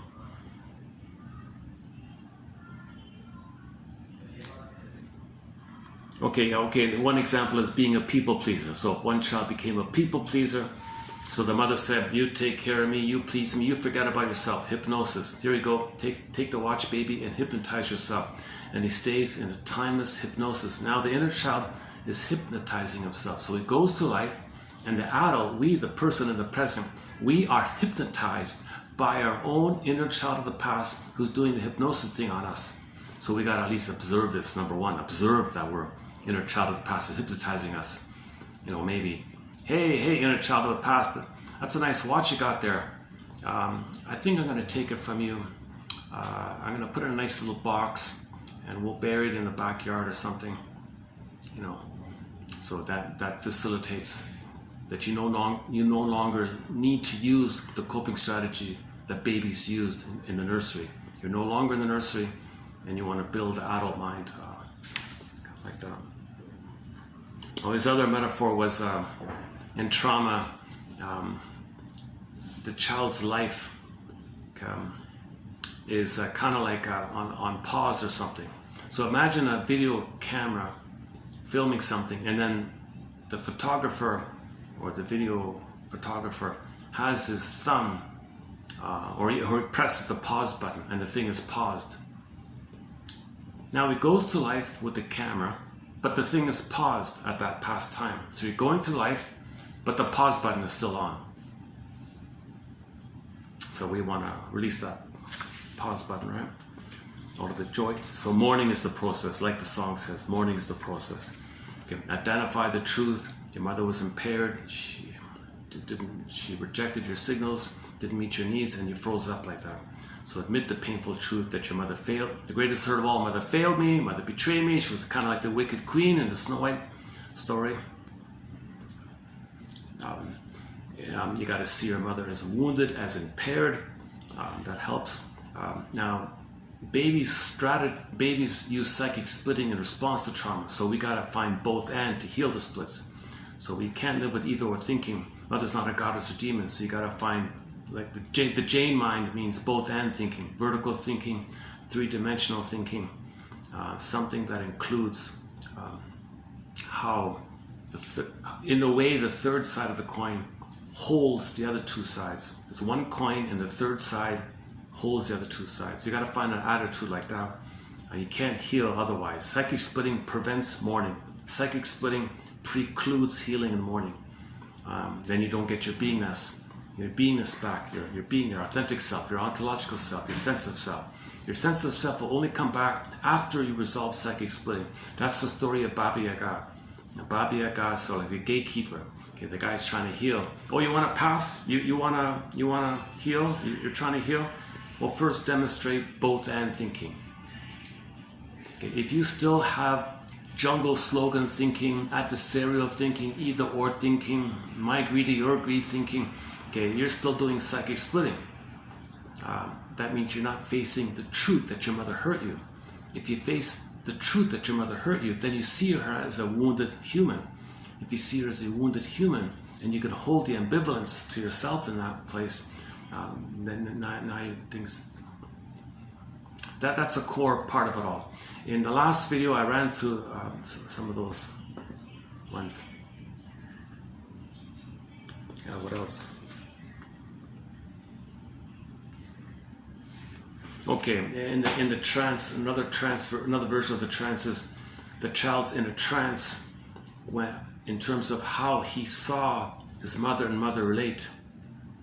The couple imprint, they call it. And Teachworth calls it the couple imprint. Now it's in the mind. Okay, so the child is frozen there. So he's going to decide to, when he grows up and gets married, he's going to kind of play one parent and find a partner to play the other parent of his, and recreate in the present a reflection of his inner state. The outer marriage will be a reflection of his imprint. The pattern seems to be, if the firstborn is a girl, okay, when she grows up, she'll mimic the father in a sense and find a man to play her mother. So she'll play her father and find a man to play her mother. In the present, she recreated the imprint, as above, so below kind of thing. That takes place 75% of the time. If the firstborn is a boy, he's going to role model his identity after the mother and find a woman who has the same personality like his father. So he's going to play like the mother, and his wife will play like the father, and they're going to continue where they left off, where they're frozen, and they're going to try to get the needs of their parents met. So the problem in the marriage reflects how the parents didn't get their needs met in their marriage, and you're recreating it, and you're stuck at that kind of thing when you're not conscious. So that's also a trance. So the watch goes, marry, play one parent, find a partner to play the other parent, recreate the imprint in your marriage. Okay, like a trance.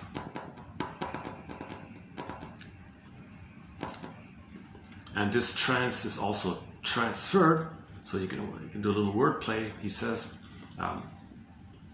we transfer the trance, also known as transference. Trance-ference is synonymous with transferring the past trance to the present.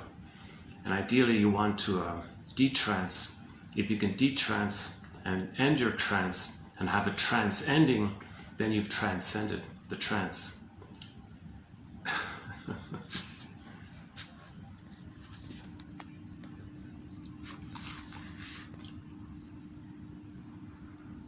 The trance a child created is usually an ability or skill that was developed to handle painful situations. The problem occurs when the ability to create a trance gets out of control and the individual finds himself reacting automatically. The trance of the child within the adult automatically creates the same state of numbness, even though the adult might not want to be numb in the present relationship. So if you don't admit your mother hurt you, you're going to stay in the trance. The trance was there because your mother hurt you. So if you never admit your mother hurted you, the trance is still going to be there. So you may think in the present, gee, I want to enjoy the present. Well, did you admit your mother hurt you? No, my mother didn't hurt me. Okay, then you're in a trance.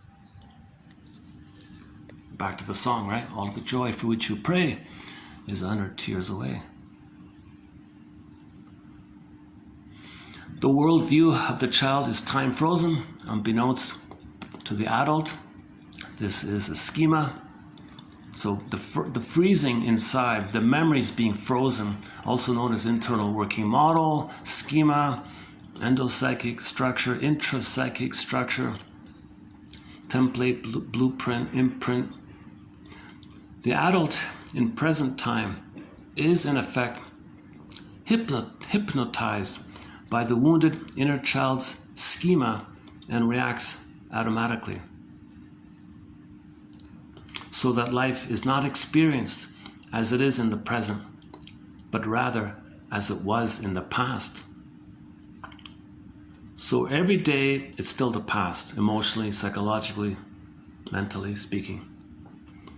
It is the resistance to an event that keeps the memory of the event stuck in one's consciousness.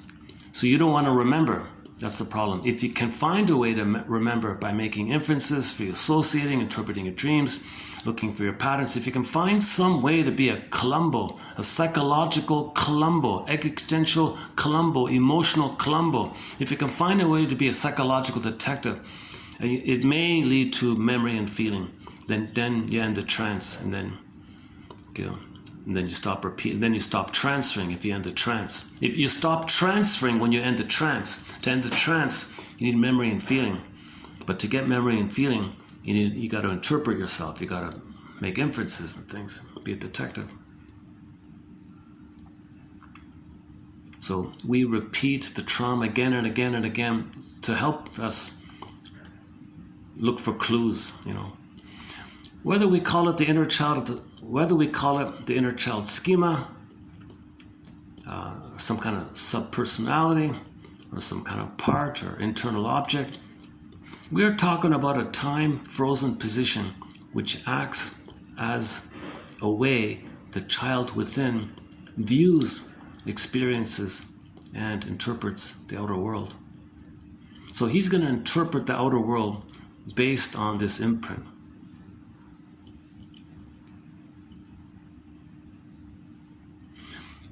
So it all begins with the parents. The parents are the first hypnotists. The parents make suggestions like, do what I say, child, and I'll give you love and approval. If you don't, I won't, we won't. That's a trance. The child or the subject goes into a trance, a state of absorption, and believes what's being told, the suggestions. Okay, believes what the hypnotists, the parents, are saying. The child internalizes these suggestions and continues to suggest them as a grown adult.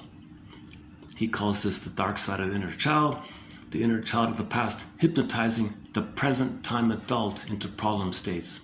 Okay, that's his definition of his title book. It's when the inner child of the past is hypnotizing the present time adult, causing all kind of problems and dysfunctions, right?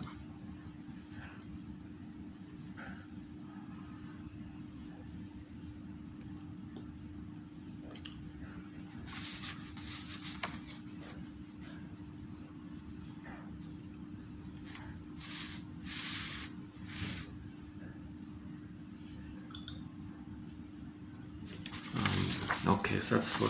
And then 15. Okay, there's more in 15, and I think 14, and 13 and 14. Is that right? Oh yeah. So it begins with. So go to 13. It starts with 13. Today's 14, and in 15 we got a few more in 15 coming up. So let's just save these 15 ones for tomorrow.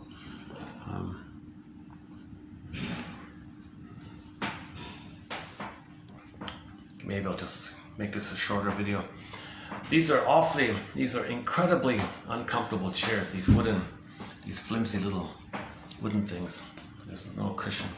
I'm in one of these, like your legs are, like you put your shoes outside, and like you're sitting on benches. Oh, whatever. Okay. I'm in a Korean restaurant.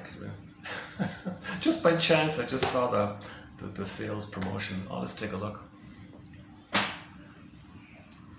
But the lighting is pitiful here. It's way too hazy. It's way too muddled and sandy and cloudy. I don't got good lights. The old panels and the lighting. It doesn't work here.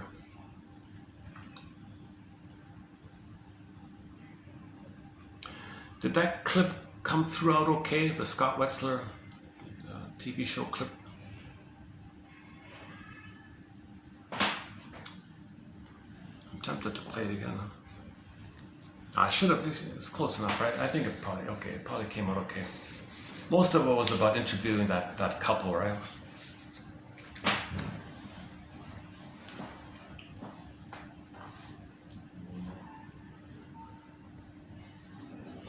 And he said that, he said jokingly, I'm not sure how long this relationship's gonna last, right?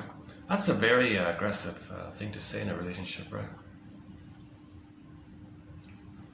But and they said in that interview, she was drawn to him because he had that kind of non-aggressive personality. So she felt safe with him.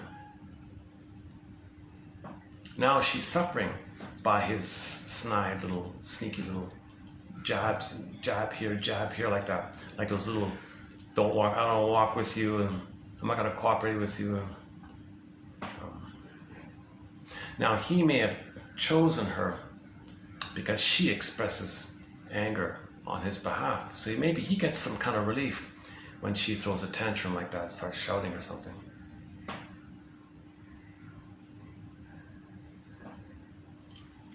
Or on the man's point of view, if he is the firstborn in his family, that means his mother was kind of passive-aggressive. He's playing passive-aggressive. The mother was passive-aggressive. And his father was the more demanding one. So he marries a woman who's kind of demanding and bossy. Like, she's just a bit like that. Huh? Do this, clean this. No, she wasn't too bad. It wasn't a cartoon. It wasn't too cartoony, right? So he recreated in the relationship his childhood home. So the inference is, if he's the firstborn, okay, the mother was kind of like how he is, and the father in the family was kind of like how his wife is, and he recreated it. He plays the mother, his wife plays the father. He recreates in the present a reflection of the imprint. As above, so below. The outer current is a reflection, manifestation of his template. He goes by the template. He makes something in the present according to the template. Template is mother passive, father belligerent. All right, I'll play the passive. I'll find a woman who's belligerent. And he recreates it like that. And ironically, let's say he gets fed up with that. In some cases, and Teachworth says it could be flipped. He may flip it if he gets tired of this. So if he marries a woman who's going to be the passive one, like the mother, he'll become the belligerent father. So you see him being, sneaky and like that. He can flip it. He can find it where he's kind of like the wife, and he'll find a wife to be kind of like how his current wife is. In other words, let's say he gets a second. Let's say he divorces and marries again. He may flip it. He'll be the bully, and he'll find a meek, motherly one. He thinks, oh, that's familiar. He can't be like mutual. Like if the imprint with the parents were opposites like that, if there was a conflict and there was passive aggressiveness, then you recreate that. Okay, if the parents are dysfunctional, okay, the child's going to recreate a likewise dysfunctional one. For example, if the parents are opposites, it'll be opposites. If the parents are like attracts like, it'll be like attracts like. Things like that. Now on the woman's end, let's say she's the first born, right? Okay, that means her father was the belligerent one, so she's going to play like the belligerent father, and her mother was the meeker one, so she finds a man to be like the meeker one. So what that cook fellow was like that, right? So that man, okay, in the clip, okay, resembles her mother. Okay, and that woman in the clip resembles the man's father. So there's a mutual dysfunction. His trance, her trance, mutual trances. Okay, it's not like destiny or love at first sight or a special thing. No, it's just overlapping trances. Your trance, just happens to fit, the pieces fit kind of thing. So that in the earlier video, don't be confused thinking, oh, we're soulmates, meant to be, you're my match, things like that. No, it's just overlapping trances. And the trance is in the past. Trance means you're not enjoying the present, you're still in the past. If your life is always the past, that's dysfunctional.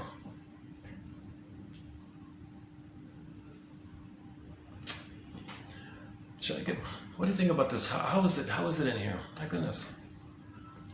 It's a new feeling. I don't know the environment. I don't know.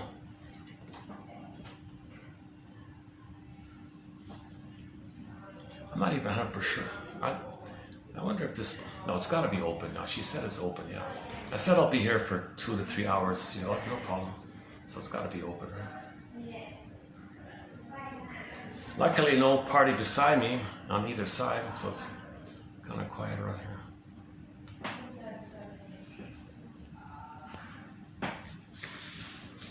Yeah, it's a little pricey. I bought a pancake.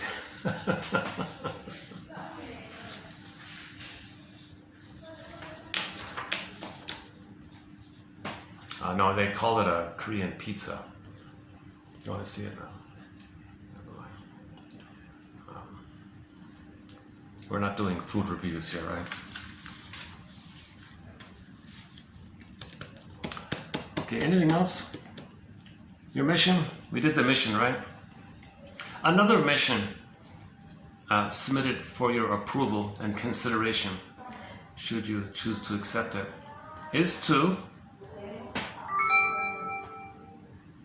go to the link and get yourself a copy of 1001 Windmills of the Mind for a price of a you-know-what. Okay, it's a minimal admin fee. You'll get a powerful collection of 10,000 quotes, with the odds being that 1 out of 10 will click and help. 1 out of 10 will stimulate what's unconscious about you and bring it into consciousness. We want to make the unconscious conscious. The more we do so, the more whole we are, the more healed we are. Submitted for your approval. Thanks very much. We'll see you in 3015. We'll finish up with Mr. Walensky's quotes on the trance idea.